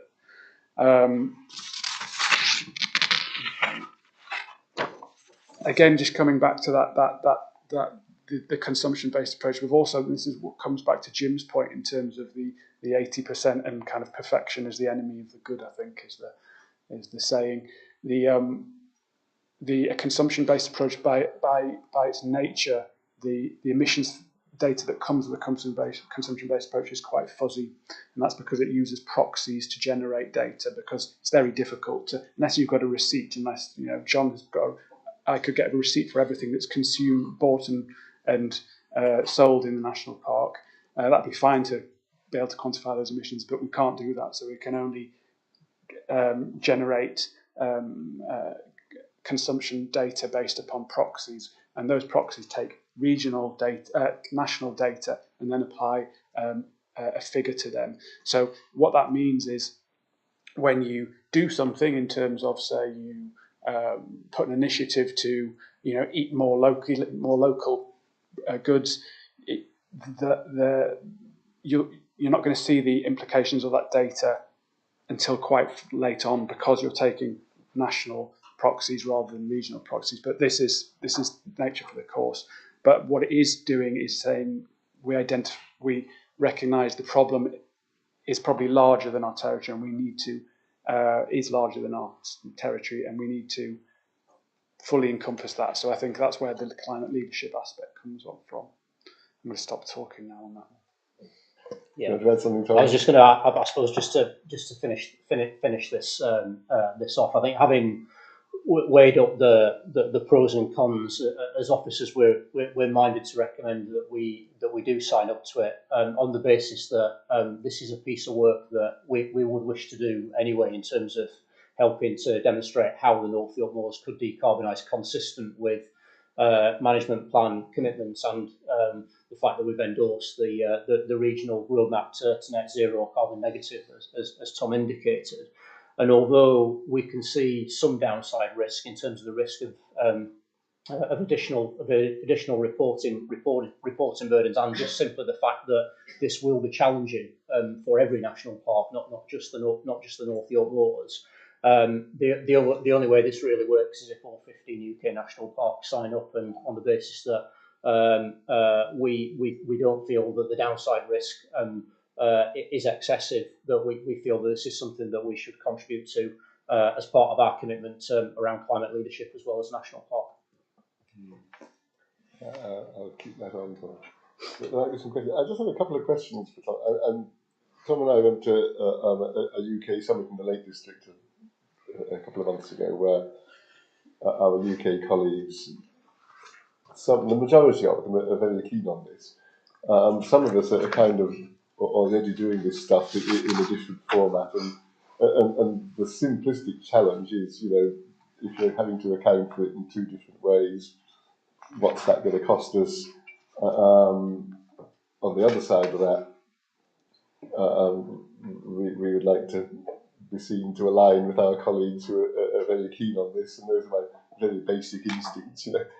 If possible, we wouldn't want to be the odd one out that said, actually, this doesn't suit the North York Moors. I'm not sure that the methodology does particularly suit the North York Moors, but I think, we wouldn't want to be hampering our colleagues' campaign. That was my personal instinct. But just tell me, Tom, what net zero is again. Tom and I had a talk about this at briefing. I looked it up on the internet last night, and it said 100% carbon reductions from 1990 level. That didn't really make me much wiser. But am I right in thinking that net zero is getting carbon emissions back to what they were in 1990? No, so it's a very confusing point. Well, So, that lies the whole hidden trouble.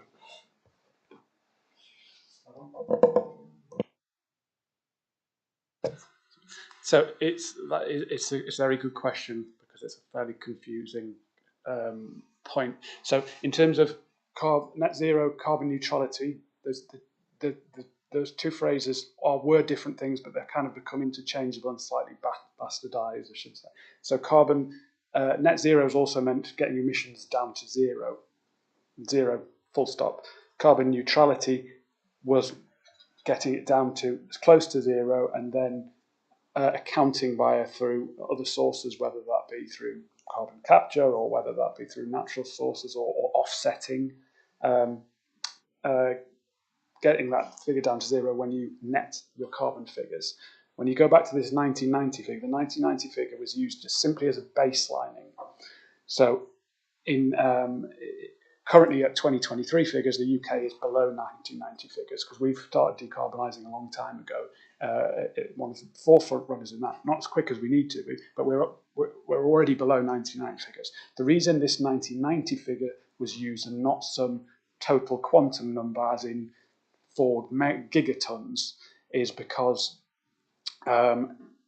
it's to enable some degree of movement. So say if you say, right, it's 1990 figures, 20 years into decarbonisation, we actually realised that 1990 figures wasn't 3 gigatons, because we incorrectly assessed historic emissions, i.e. historic emissions were actually 4 gigatons, or they're actually 2 gigatons, because the science at the time was incorrect, or because we're refining our emissions calculations all the time as a society. Hence why it simply takes a date. So if you make that assessment in 20 years in the future, 20 years hence, and you're using the most up-to-date science, you're basing it upon this data. If you said that was an absolute number now, you could have the incorrect number 30 years down the line. Hence why 1990. The reason why it's 1990 is to do with Montreal and the Kyoto. It was just taking. Forgive my ignorance. I asked Google what the answer to net zero was, and that's what it told me. It constantly gets misused. Okay, so the race to zero is not that net zero. It's what are we signing up to here? It's a race to zero, which is carbon emissions. It's zero. It means you're either the carbon emissions that society is generating at that point in the future, whatever date you're saying, is either being if there's a residual amount that is either being removed by natural sources, or it's being removed by the technology which doesn't yet exist, which can reduce that down to zero. So it's net zero. So the carbon account is balanced. Basically. Yes. Yeah. Okay. And regionally, I suppose it's worth noting that the ambition is actually net negativity in terms of particularly our land use is actually removing more carbon than our territorial emissions. Sure. Okay. Well, thanks. So I understand what we're going for. I just got another couple of points, and then I'll ask the members.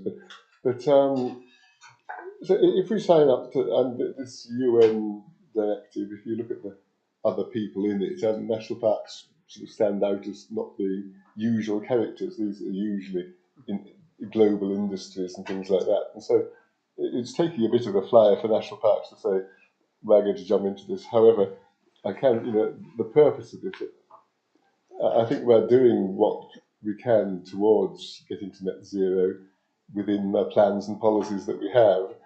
The advantage of this would be for national parks collectively to be able to shout more about that. I think it comes back to my point about to be a leader, you need to be able to take people with you, as opposed to just be basically, being holier than others.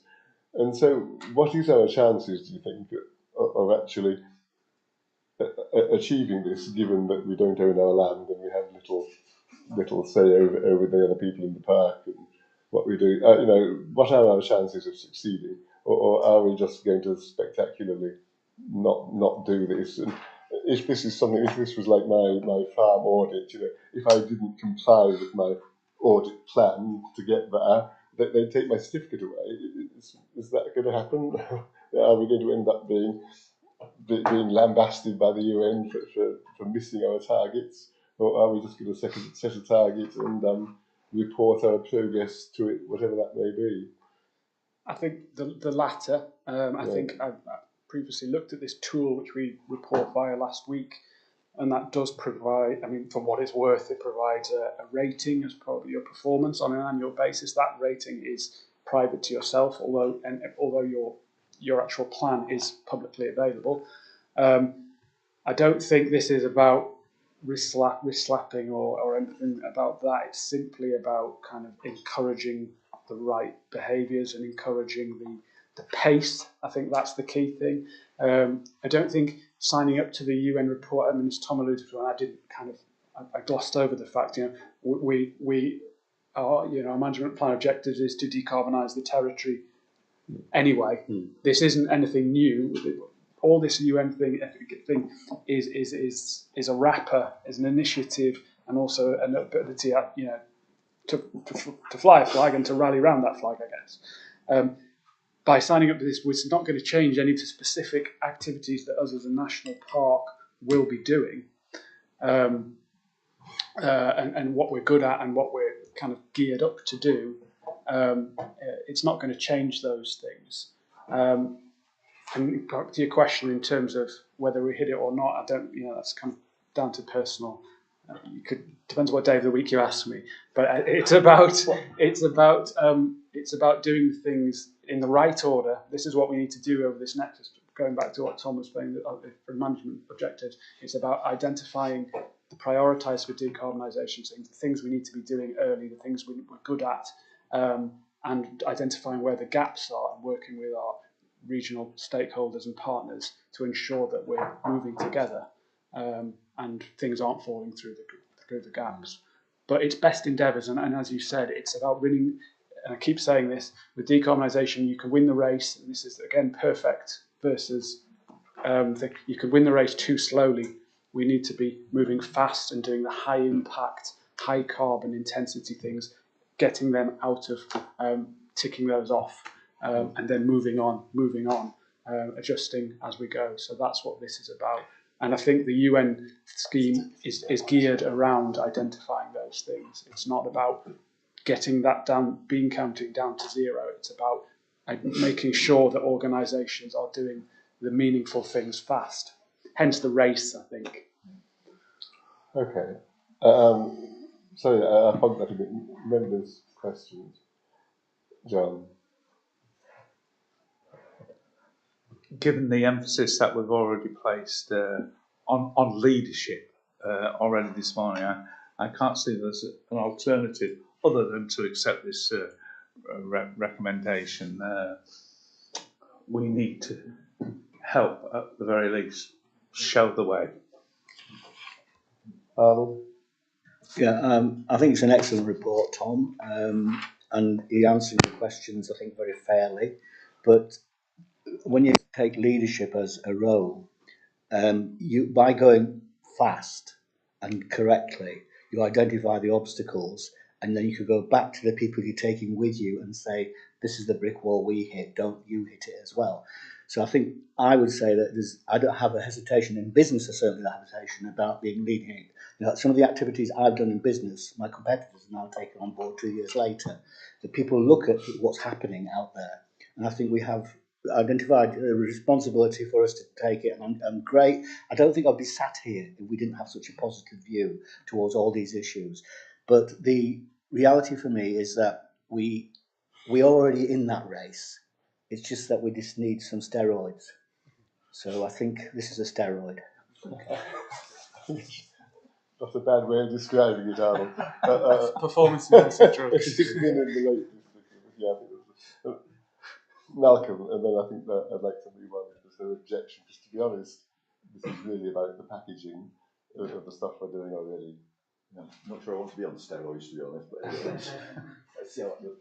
No, I was really pleased with the last couple of sentences you said, Tom, and I think that's the point that we need to emphasise, because I think the thing I got from this discussion in the previous one is that, if you're honest, it's really, really difficult to measure progress with all these consumption, production areas, authorities, really difficult. The important thing is what was said about, it's about the direction of travel, and this is about the direction of travel, and it's about us showing that we want to make progress as fast as reasonably possible, not only for what we're doing as an authority, but what's happening in the area. The only concern I've got is, I remember a year ago you came to the Western Area Parish Forum with some lovely pie charts. I remember it well. That kind of thought you might do, which kind of, whatever measure that was, we identified agriculture as some huge, producer of gases and all that sort of stuff. And not surprisingly, a few farmers in the audience were a bit concerned about that.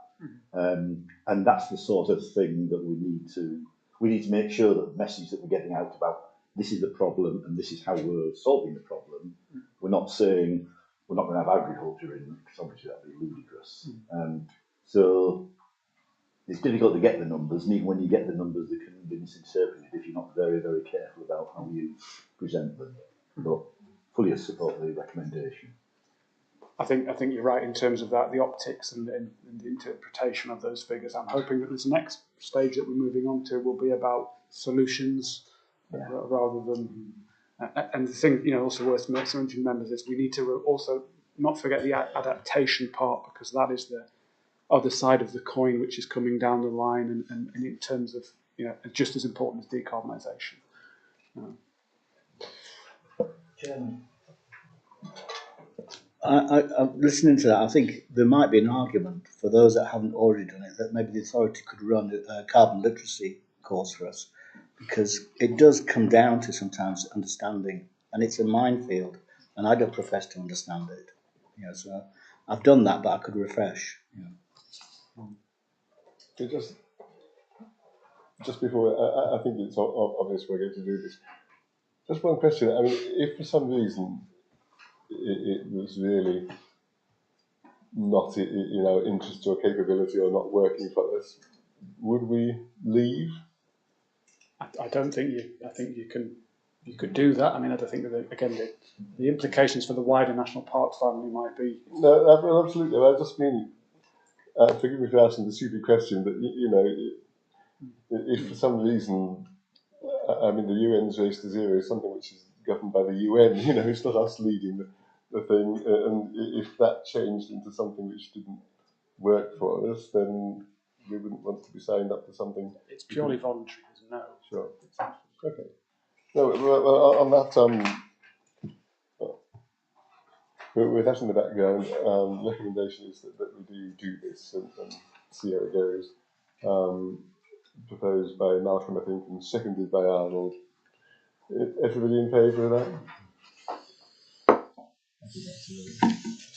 Okay.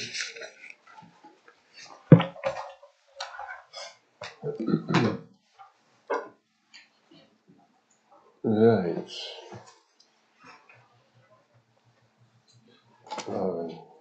Over the page. Yeah. Let's go and burn some oil. No, I got it.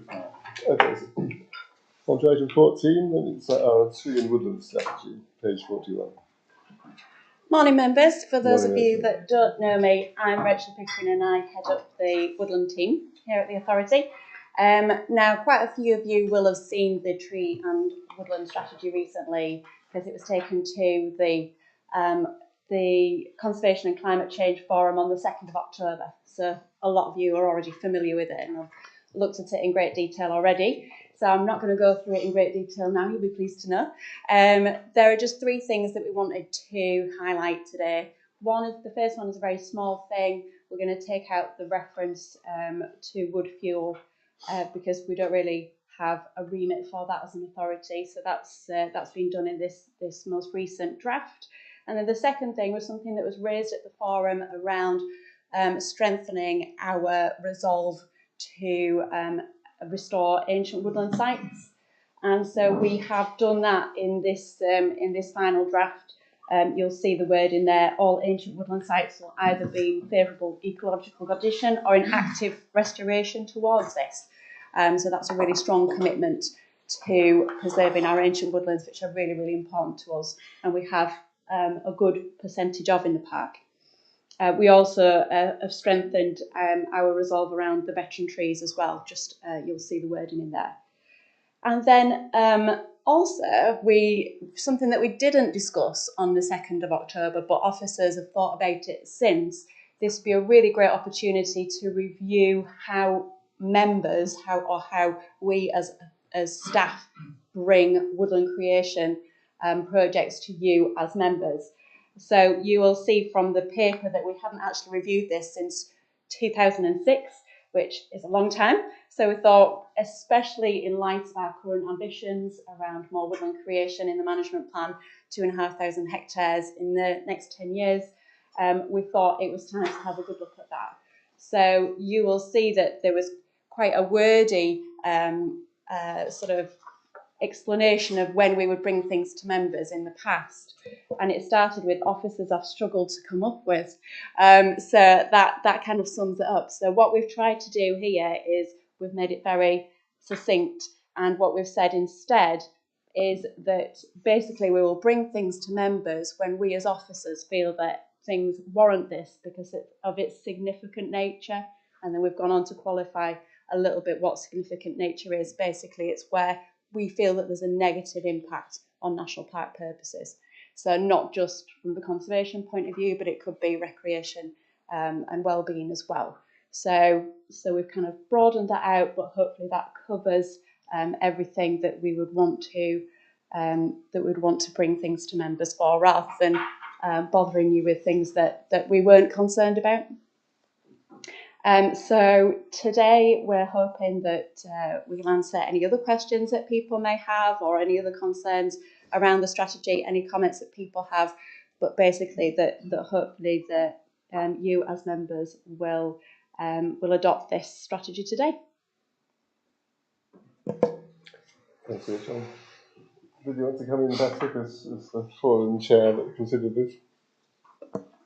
Thank you, Chair, and thank you, Rachel. I think this is an excellent strategy, and I think as members we should recommend it. As you say, we had a very good discussion about it in October. I welcome the new wording about ancient woodland. It's one of, I think, great sadness of this national park that several decades ago so much ancient woodland was replanted with larch and conifers and everything, and if we can actively restore some of this over the next few years, that would be fantastic. I think it is very ambitious that we're looking at an aspirational target of 2,500 hectares of new woodland by 2032, less than 10 years, but it's one we should go for, and I think this is a good strategy, Chair. Thanks for that. Christine? Yeah, I concur. It's a good report, good strategy, ambitious. Thank you as well, Rachel, for your brevity in presentation. That's helpful today. I do think the definition actually that's in the strategy on the staff proposal that you put forward at 2.6 is I think doesn't actually include the definition that you mentioned, so perhaps adding that in would be helpful, because it just reads a bit vague otherwise. The only comment I wanted to make, and not to ask you to focus anything, but again, is just thinking about how we represent trees planted through Section 106.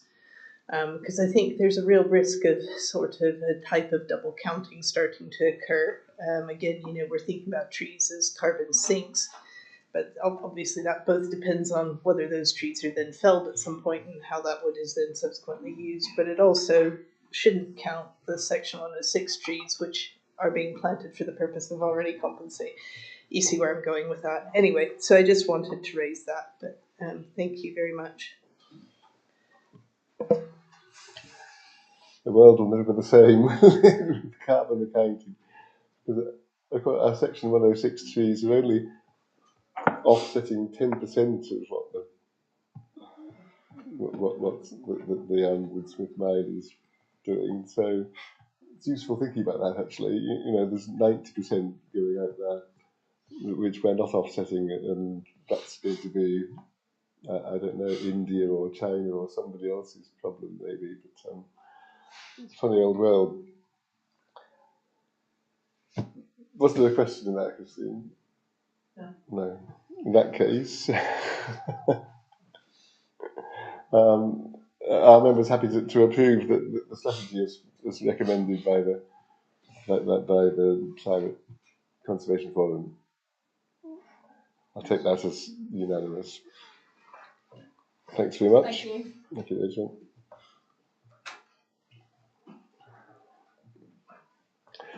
On to 15, it's an organisational development plan. I see Ian's there already. Thanks, Chair, and morning, members. You heard Pete talking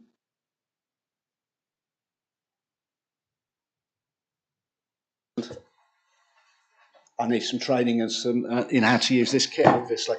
We heard Pete talking eloquently this morning about how important it is for us to have good budgets, plenty of money to spend. But as I keep reminding everybody here, all of that comes to nothing unless we've got a really well-motivated, well-trained, well-led, well-organised workforce. The reality is you need both, of course. But our organisation development plan, which you approved at NPA in March, is our plan for how we're going to organise, manage, develop our people through the rest of the business plan. And what I said I would do every 6 months or so is come back to you with a bit of an update about the work that we've done under each of the 4 headings in the organisation development plan. And so this paper does that. I just want to pull out 1 or 2 key points. So under part 4 of the report, developing the organisation, we've done a lot of works over the course of the summer in completely reinvigorating our appraisal and performance management process, and that will go live with all of our staff in the early part of next year. We've continued to work very hard around finding funding for our apprentices and our apprentice programmes, and we've got a renewed contract with North Yorkshire Moors Railway to help make sure that we can deliver those practical apprentice programmes. I think it's also worth mentioning that since we talked about this last in March, a number of our former apprentices are now occupying and thriving in roles in the Ranger Service, and a number of our planning apprentices have now moved into planning officer and senior planning officer roles within Chris's team. So that's working really well for us. On the theme of making connections, we've just run our first staff survey since 2017. And I always hold my breath when we send out a list of questions and the opportunity for staff to put in free-form comments what they really think. I must say the response that's come back has been overwhelmingly positive, which I shouldn't sound surprised about, that should I? But that is sort of gratifying to see that staff are enjoying working here. There are some issues raised that we do need to have a look at. around making sure we continue to work hard on communication at different levels. I mean, that I wasn't too surprised to see that. There's also one or two comments around workload that we need to make sure that we actively manage that and make sure we're not overloading people in key areas. But the overwhelming thrust of that staff survey was really positive. Under supporting improvement, for the first time this year, we've given staff the opportunity to have career development discussions. So this is outside of the appraisal process, just to sit down with myself, one of the other directors, just to have a chew over, well, where do you want to take your career? What sort of development might we want to put in place for you? And we've had about 30 really interesting, stimulating discussions with a wide range of people, and I've been really surprised by what one or two colleagues have had to say. People who I might not have thought would be ready to go on to the next thing are really chomping at the bit to do so. So that's been really helpful. And what we have been able to do is get one or two people involved in pieces of work and work projects outside of their normal work area. And that's helping people to develop different sets of skills. Also under supporting improvement, a colleague in Bryony's team has done a lot of work establishing a consistent project management system for us. And you'll have heard us talk a lot about us being much more project focused. But one of the teams done a lot of work establishing a good process and then more importantly, getting folks trained in that. And finally, under the item of being a good employer, I've been doing quite a bit of work getting our HR policies in shape, slimmed down and reflective of the sort of organisation that we are now. I'm doing quite a bit of work around pay and reward and having a look at some of our methods there. Again, we need to bring those up to date and we've got plans to do so. It's also worth recalling, and members of FRASC will get regular updates on this.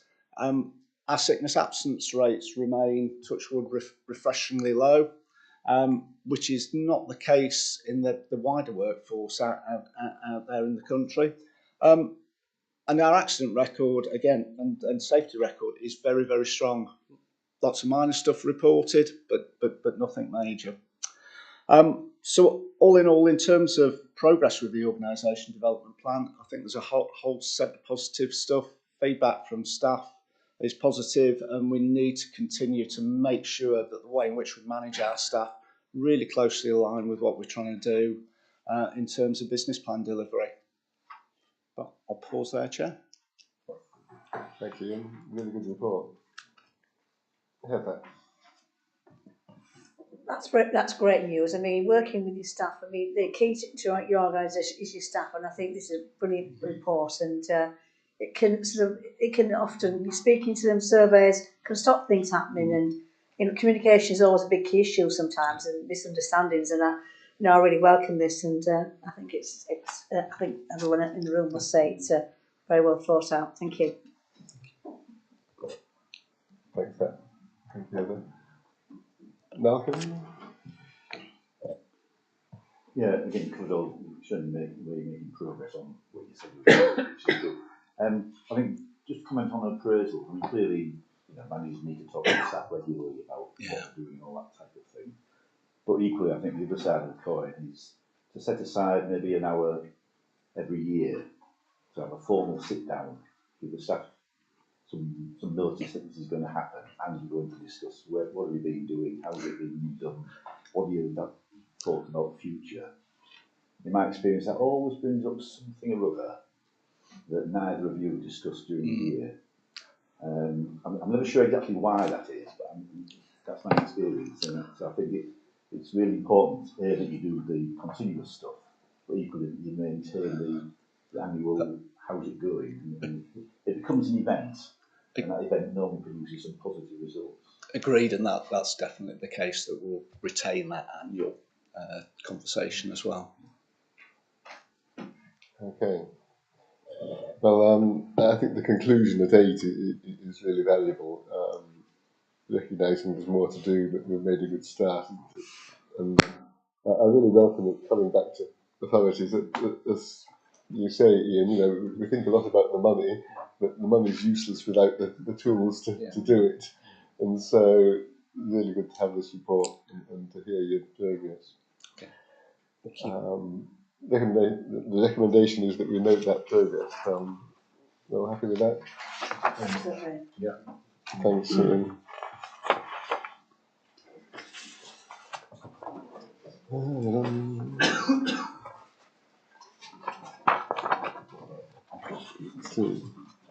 So now we're on to the Management Plan Annual Monitoring Statement, which Paul is going to take us through.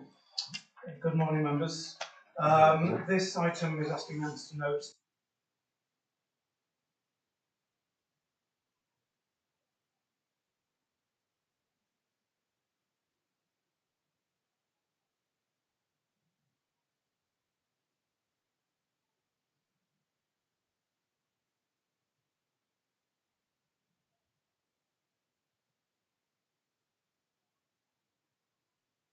they've inputted into the production of this statement. And we will produce one of these every year. We're not required to. We're only required to report every 5 years. But we have committed, when we adopted the management plan, to do it every year. Just to remind members, the management plan is grouped around 6 key outcomes. And there's 24 objectives in the management plan to which the report reports on. Just a bit of background. This is the first one of these we've done, so in some ways it was a bit of a challenge. We've had issues around availability of data. We're very reliant on partners telling us what they've been doing. And it's the first time I've had to present it as well, which I've had a few challenges with. Just to say, next year's will probably look very different. The reason for that is we're expecting government to provide us with a set of environmental outcomes, which will be things like tree planting or greenhouse gas reduction. And there is now a new requirement for our partners to report to us on how they're getting on with that as part of the Levelling Up and Regeneration Act. So the onus is on them to help us write this report next year, and we should have a standard set of data. So at the moment, it's kind of a bit of a hybrid, probably compared to what it'll look like next year. And just so we're also expecting management plan guidance next year from Natural England. It uses the same marking system as we use in the business plan, but in terms of how we're getting on, we've kind of marked it between ourselves, and 13 of our 24 are underway and on target. 10 are behind. One we're lacking data, which is broadband, which we're reliant on North Yorkshire Council for. In terms of the ones that kind of flag up, some of it you'll already heard at other points in this meeting anyway. Climate change, we haven't got a baseline target yet. Woodland creation, we are behind on. We've also had issues around how you measure woodland creation.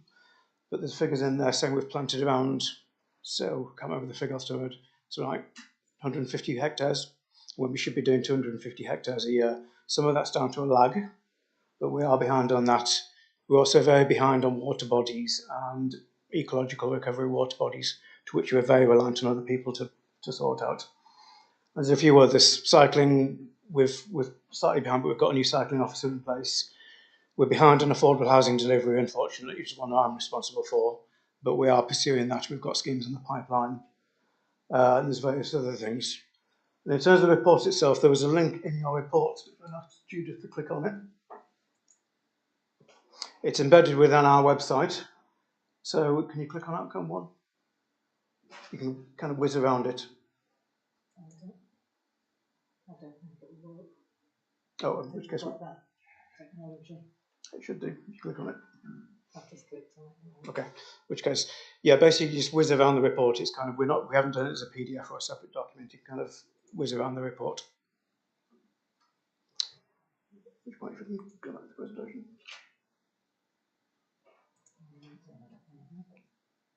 Let's go something.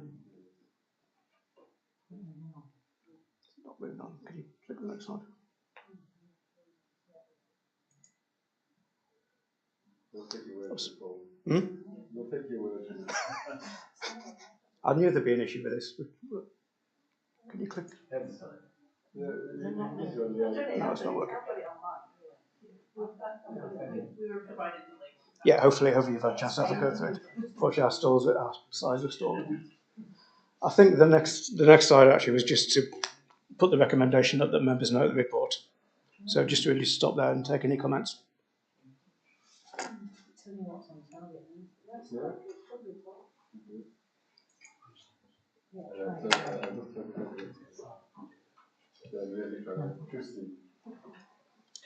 Okay, well, we were provided the link and some of us had a look at it. It's great.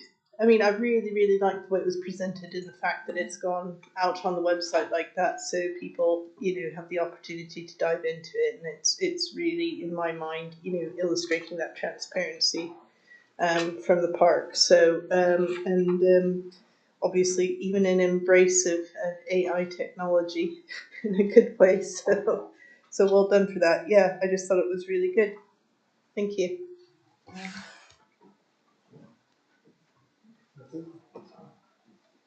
Sorry, I support Christine. I think this is grateful, and thank you very much. So just one thing on objective 5. Are you being a bit mean on ourselves? Just checking the ecological status of water bodies. You say is significantly below target, but have we not had real success with Revitalise and all the work we've done on the River Esk? That must be a positive. Just to stress, this is not a report about the authority. This is a report about the national park. Sure, but the Revitalise work must have improved the water quality of the Rise and its tributaries, and it must have improved the water quality of the Esk. There's a lot of money's gone into those too. I'm just querying why it's so negative when we've actually been working very hard to improve water quality across the park. So that's down to lag in the data, but I'll hand over to Brian as well. Well, maybe that should be explained. Yeah. Yeah, thanks, Patrick. I think the other point to make as well is the Water Framework Directive target is very specific about the type of water quality improvements that have happened. So, and we always knew that was going to be a very ambitious target when we put it in, but we wanted to put it in to really sort of stretch our ambition. And as Paul says, there will be a bit of a lag in the data, but we know it's going to be really challenging and stretching. And all the work that we're doing on Revitalise and the ESC is going to help get us to being able to contribute to achieving that, but there is a lot of work required by the Environment Agency and Yorkshire Water as well to help achieve that target. Okay. So can I feel a bit more positive then? Yes. Certainly in terms of what we're doing, yes. Thank you, Jack.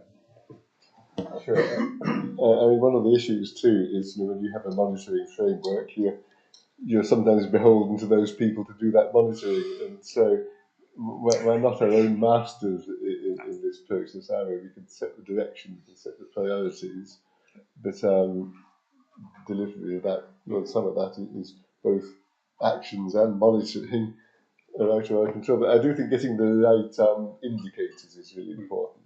And if the water framework indicator doesn't really tell the story of what's happening, then we need to think about that.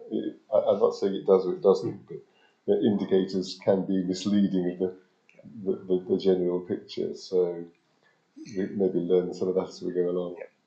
Just say data is always a problem, but as soon as we get the environmental outcome stuff, we'll take that back to the partnership delivery group and run through it. So I'm expecting it to be a bit more data driven in the future. Yeah, Malcolm.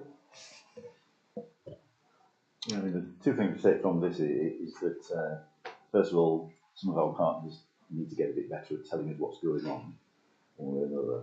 And the second thing is that some of them need to be actually doing better than they are doing.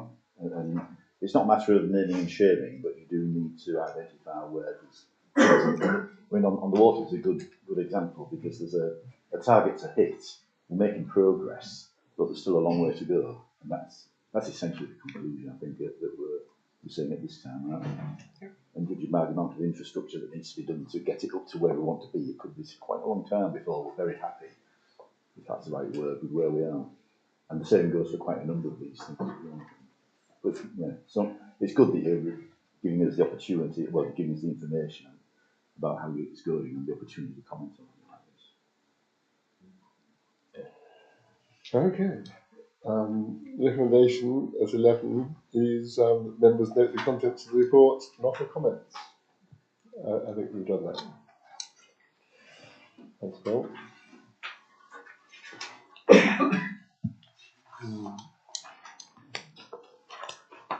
So next it's the authority's strategy and business plan, 6 monthly performance. Okay, members will have already heard quite a lot about the business plan this morning anyway. But just to say, this report in front of you is basically saying at the midway point of year 2 of our business plan, how we're getting on. So just to remind members how our business plan set out, we set out against 22 objectives. And then each year we set milestones. Tom mentioned this earlier. So we had a 2022-23 milestone set at NPA last March. It'll be set for next year's NPA, next March's NPA. And this report basically says how we're getting along against those annual milestones. That's a quick summary of how we're getting on. So on the whole, it's good news. There's 90 milestones in all. 56 we think we're doing fine with, or we're underway on target. And another 13 we've already met it in year 1, or by midpoint of year 2. There's 19 that are slightly behind, set out in your report. And there's one which we marked as intervention needed, which is the Rosedale Kilns project, which is in the business plan, which is stalled. So there's been a new milestone put in for that. So in terms of the ones we've mostly met. It's the comms and corporate services milestones are generally okay. The planning ones, historic environmental ones, and health and wellbeing ones. Behind schedule, we're continuing to struggle with the Brown Science project. This is the roadside signs to the national park. That's entirely out of our hands, unfortunately, in terms of how that's getting on, but we are actively trying to manage it. Hedgerow enhancements slightly behind. That's because people are applying for dry stone wall replacements rather than hedges for some reason. Slightly behind on Brownsdale plan, moorland management, volunteering strategy, some of the cycling stuff, and in common with the management plan affordable housing as well. So that's a recommendation. Again, happy to take any comments or views. It could be because our payments for hedges are pretty poor. So payments for walls are quite inviting. Thinking for being simplistic. Any other comments? Okay, so the recommendation is that the report be noted by members and members offer comments, which again we've done. Thank you, Paul.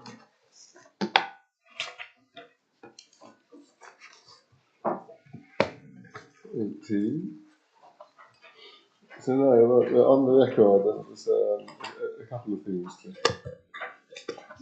approve on the record. Did you want to do this? I'll take a start back. See, Rachel's coming to take the stand as well. So there are stand down, Tom. Thank you, Chair. Me again, sorry. So I'll try and be as brief as I was before. So the first one is around tree preservation orders, or TPOs as we often refer to them. And this was discussed at some length at your last authority meeting, where Mark Antcliffe, our woodland officer, gave you quite a bit of background, I think, on the TPO process. So the conclusion of that was that we would go away and we would decide exactly what that process was. A little bit, very helpful, a little bit like when we've just reviewed our woodland creation process and how we bring that to members, very similar sort of scenario. So the conclusion is that Tom will confirm most of the TPOs, and we will bring them to the forum, the Conservation and Climate Change Forum, as opposed to planning or authority generally. So that's the process. Sorry, that we'll bring them to planning rather than authority. Sorry, I'm getting confused with the next item. So Tom will do most, and then they'll come to planning rather than full authority if we need members' input. So hopefully that's all above board and how members wanted to conclude that. So there was no change needed to any of the any of our scheme of delegation or standing orders. So it's all already as it should be. So there's no changes required. So then I shall move on to the next one, which is our forest design plans. Again, this I think was discussed at length on the 25th of September by yourselves, and my colleague Mark Ancliffe was here and gave quite a bit of background, I think, as to forest design plans, now called forest plans, which are basically Forestry England's plans for how they manage their big blocks of their estate. So we had a good think about how these should be dealt with by members, and in light of a few recent changes, one of them being that the authority is no longer a statutory consultee to forest plans, and the other being that Forestry England's commitment to national park purposes has been enhanced. We feel that actually we would change what our current sort of general practice is, which is we would bring them to either full authority or to planning. We're going to take those to the forum, so the Conservation and Climate Change Forum. Again, there's no changes needed to the scheme of delegation or anything in order for that to happen. It was just really just confirming that, and that is the recommendation from officers to members to approve or discuss today. Thank you, Rachel. Christine?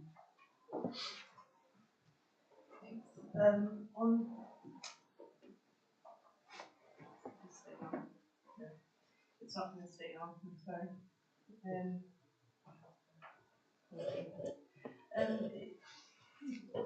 Are there too many on? Oh, stay on. Who knows? This is around 2.2, as you might expect, Rachel. The statutory, the way it's written suggests that the Forestry Commission has decided that we're not a statutory agency, which obviously that's not how these things happen. But it would be good to have some clarity around how that has happened. I don't know if you know offhand. Is that because of the Secretary of State having withdrawn ministerial directions and statements since September? Is that what it is? Okay. So, yeah, I don't know, but for the record, it might be good just to clarify why that is. Yeah, that was all. Thank you. Okay. So, in the tidying up of this, I think members were clear what they wanted to happen, and this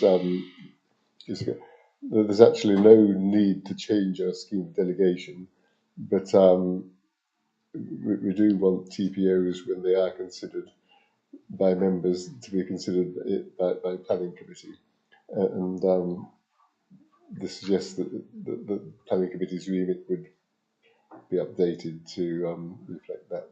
Again, it's just so that if someone comes to the website and wants to know how something's going to happen, it's useful to be able to find it, isn't it?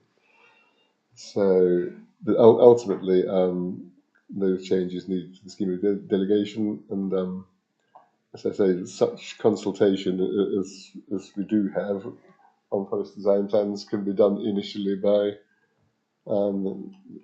the Conservation and Climate Forum. It's not to say that that couldn't be something the NPA might get involved if members were really keen, but it seems that's a much more economical and efficient way of using our expertise and resource than having them come to NPA as a matter of course. George. Just simply to say that, of course, we discussed this last time. It was an important conversation. Thank you for taking it away and presenting it here in an efficient, quickly manner. Malcolm? Yeah, just developing what you were saying about the forum and existing scheme of delegation. I mean, I remember there was one time when one of the forest plans officers themselves were really concerned about it. And we just need to remember that the forum themselves can't take the decision. And in that case, then Tom has the authority to say, no, it will come for a member decision to maybe planning committee or the full authority. I'm not sure which. So it's just important for the forum to be aware of that. You know, if we do need an authority decision, then it's not the forum that takes it; it's the to one of the committees? Just a minor point. I think, forgive me if you're labelling, but I think the authority has delegated its decision to Tom. Yeah. So, I mean, Tom can give an authority decision. The question is, do members want to be involved in that individual decision or not? And that's in Tom's hands to judge. Yeah, that's fine. Yeah, okay.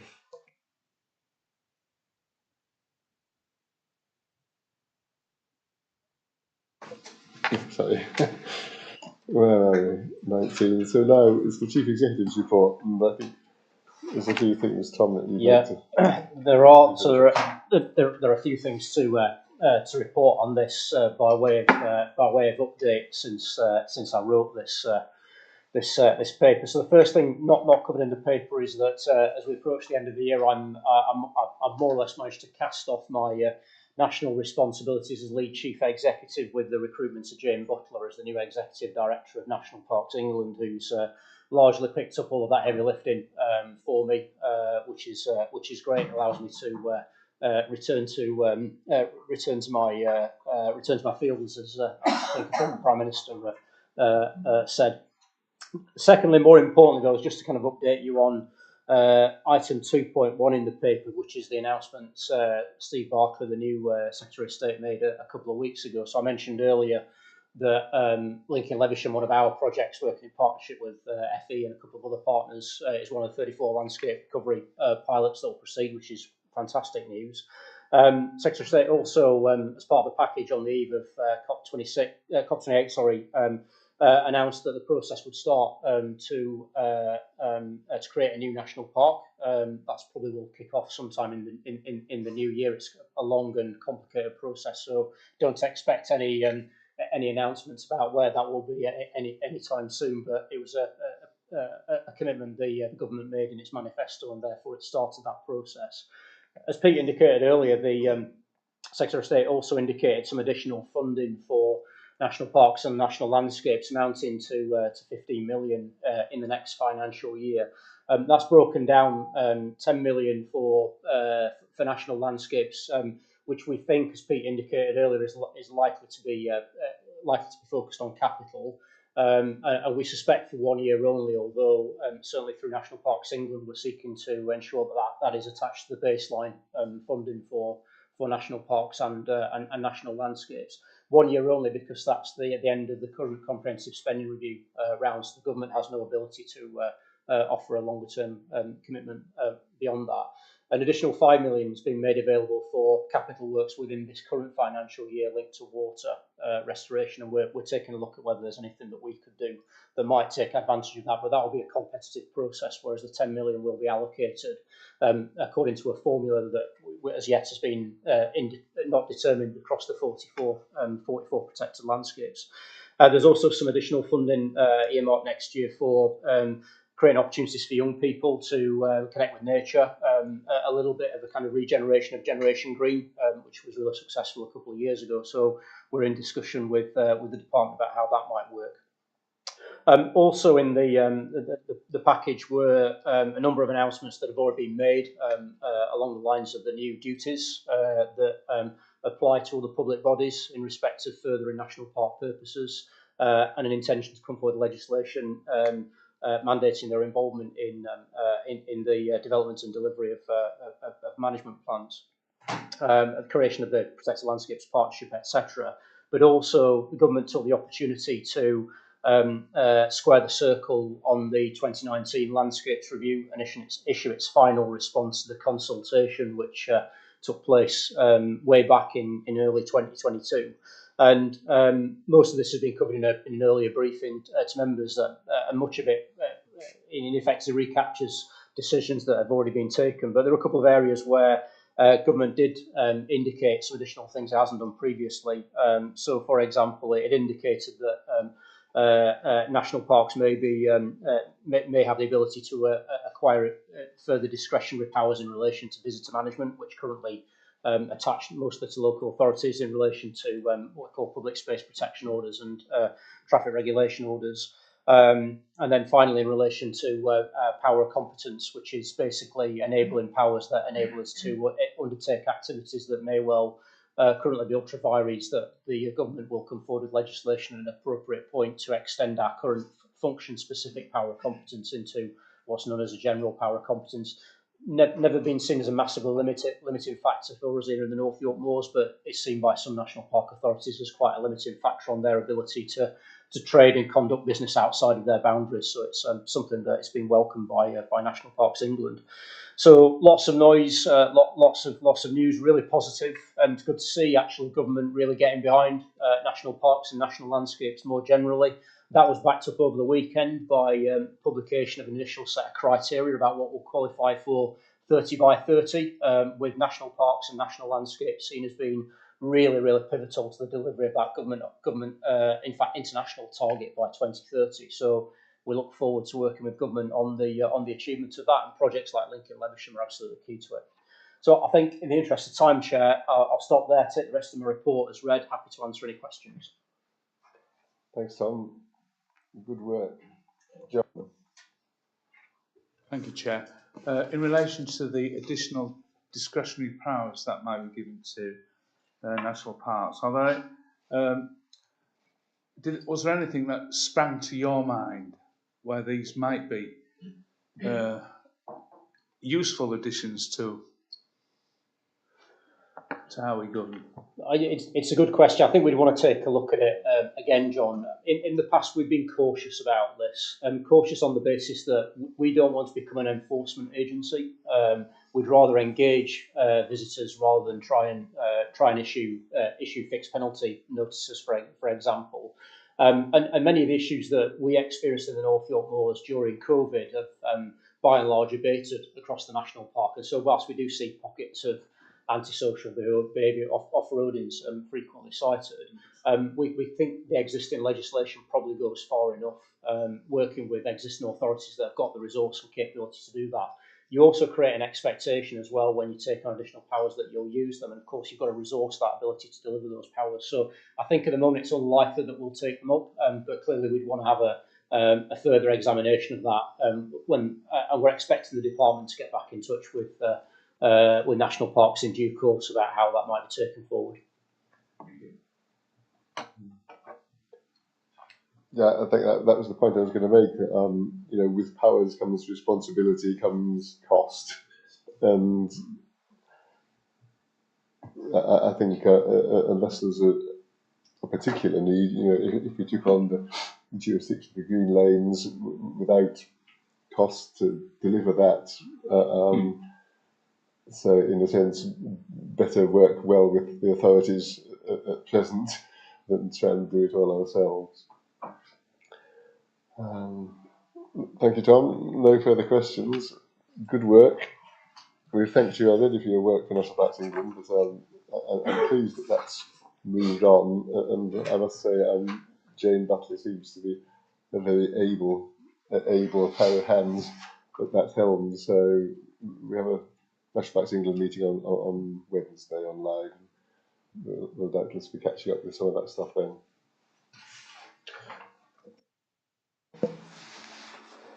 So, on to 20 is report from the Chair of Trask. Thanks, Chair. Really, after Pete's brilliant presentation early on, I'll just take the report as read, and we'll carry on if that's okay. Good. Well, thanks very much for taking the time to do it, Colin, and I think it's good that members have it, and so it gives an opportunity to ask questions or to have matters considered. Thanks very much for your time in that. No questions for Colin? Okay. So 21 is feedback from our lead members. We'll start with Patrick. Thank you, Chair. I'll be brief. We had a very well-attended and very useful discussion on the 2nd of October. It's really building up on our theme of looking at some of the main elements of the management plan. So recently in the past we've discussed biodiversity and nature recovery, we've looked at water and water quality, And this time we were looking at peat restoration and the tree and woodland strategy. The peat restoration work was, we had an excellent presentation from Ed Shawcross and Tom Stevenson, looking really at the grant that Natural England had given them to really understand what's the status and condition of the peat on the North York Moors today, and then really importantly that the success of a £1.6 million grant from Natural England's Nature for Climate Peatland Restoration grant that we've got, and hearing about the projects that will be delivered under that grant, which was very, very useful, and will be really interesting to see how that works out. Good meeting, and our next one is in January. Everyone's welcome to attend. Did you? Oh, the tree and woodland strategy, sorry, was the second half of it, forgive me, which we have now discussed here. I think that was useful because I think it's informed, that discussion has informed what's been presented to today's meeting. And I think that's perhaps an example of the forums working. I'm not sure what everyone else thinks, but it was a really useful discussion, not necessarily at an NPA. Thank you. Thank you, Patrick. So, Janet isn't here today, but she's given a bit of an update on page 83. I don't know if anyone had any questions. Maybe Joel could answer them. But did you want to add anything anyway, Joel? Would you like me to? Well, If not, it's a main site. no, it's fine. I mean, if there's something you thought should have been raised, then shout up. Otherwise, we'll.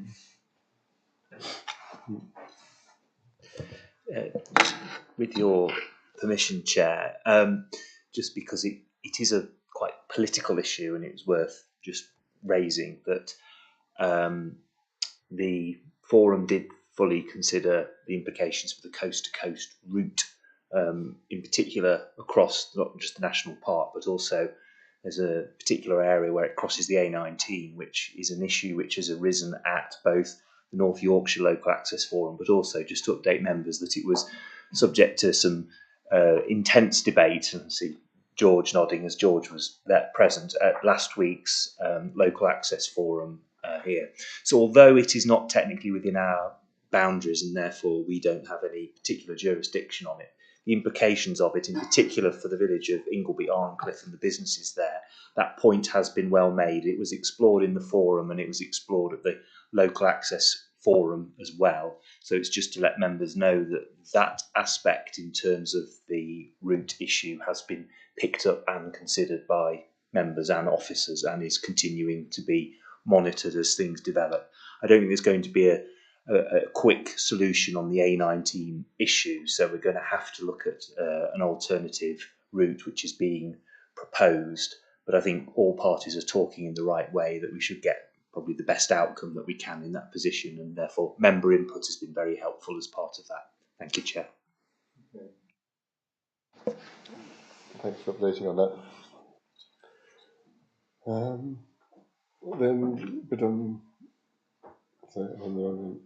We've got disability advisory group. Who's that? I'm down. Arnold. Sorry, I see Arnold. Sorry, yeah. Go ahead. In future, if I'm asked to do this, I'll do it in writing, but I can't read my handwriting. It was a very informative meeting. It wasn't the Disability Advisory Group, it was the Equality, Diversity and Inclusion Group. I think this discussion started around terms of reference, and there was a feeling that this group needs to be led by an authority member, led or chaired or whatever the terminology is. The numbers of the group was quite interesting because there was 14 in attendance and 5 apologies, but it was unwieldy, the thought was, so it was discussed about maybe having 10 to 12 members on this, which creates a problem because also it felt that we needed to go out to other stakeholders and introduce them to this group. So whilst we wanted to restrict the numbers as a group, we also have to expand the numbers. There lies the dilemma. So there will be some sort of system maybe going forward in place that allows subgroups to be formed, etc. It was really, really good that we went into breakout rooms. It was good because it was the first time the officers had actually done it and it worked. But it was good also because we were able to whittle the numbers down to have a discussion. The basis of the discussion was to do with EDI internally and EDI externally. And I think the general feeling, albeit that I was only in one group, but I think the general feeling was that it's really important to get our own house in order and get the knowledge and the experience within the authority before we take it to the wider audience. We had an excellent report from, I think it's called Clue Visity, and they provided some data for us. And I would like to think that if that presentation was free, and it's free going forward, that we'd access into more of that information because it was really, really useful. And it's something maybe the members would like to access as well, either on the internet or this particular meeting. So I felt it was really positive. It was good to meet people from all different backgrounds who had different perspectives and different issues relating to EDI. And I don't think we decided the date of the next meeting, but I do think it's a good move for us to have this working group. Thank you. Thanks, Arnold. Any question to it? I chaired the first group. It actually worked okay because it's the first time we've done that, and gave us all a chance to have a think about what we were hoping for and what seemed right. And doubtless that'll firm up a bit at the next outing. Yeah. Any questions? No? Thanks very much. Have I missed any feedback on lead members? No, I think that's it. No. Good. So, 22. Reports from members and outside bodies, I think should be there for. Are there any verbal ones? Yeah, Christine. Well, Christine is going to give us an update on CNP. Thanks, Chair. Yes, I'll be brief. I might share some links with members subsequently just to expedite the presentation today. I did meet one-to-one virtually with the Chief Exec, Rose O'Neill. That was a good meeting. She's very complimentary of Tom, so well done for having a positive working relationship there. But it's always good when we all get along, isn't it? So that's great. And just kind of touched on some of their ambitions. Not least of which is the National Park health check that they're developing, which I'll mention a bit more. That was in October, and then at the end of November there was the Campaign for National Parks Council meeting, which was more interactive. That was really good. A lot from Rose around sort of the political upheaval and the implications for a small organisation that's trying to drive things through like themselves. Howard Davies spoke, and we had quite a bit from Ruth Bradshaw around this health check, which is really the opportunity for them to look across the national parks management plans and do a bit of a comparison about what they cover, the evidence of their current state, their areas of improvement, and really an opportunity to share good practice and bring everybody up to a certain baseline. I gathered that we're probably not doing too badly because they did say that quite a few of them didn't have specific time-limited goals and didn't do an annual report, and we've just seen our own annual report. So that's a positive indicator of where we might turn up on that report.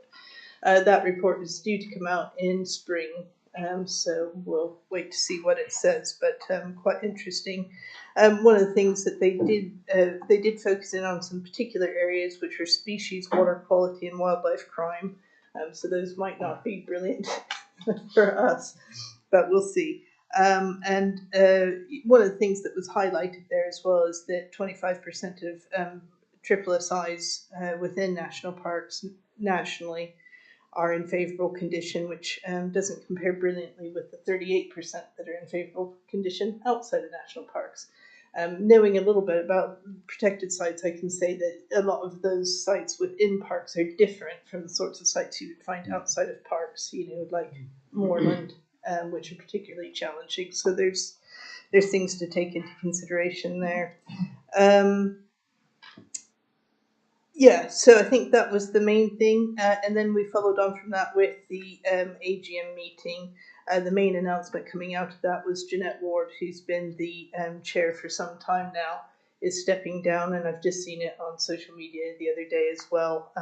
So that's gone through, and Andrew McCloy will be stepping up as the new chair. So that was what I had to share. Thank you. Brilliant. Thanks for that, Christine. Useful to know.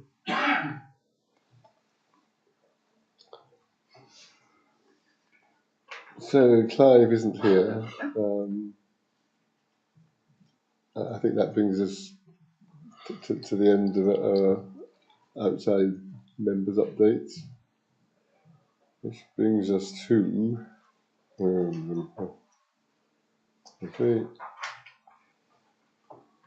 parish forum updates, which are there for your information. I think there's a little summary of them.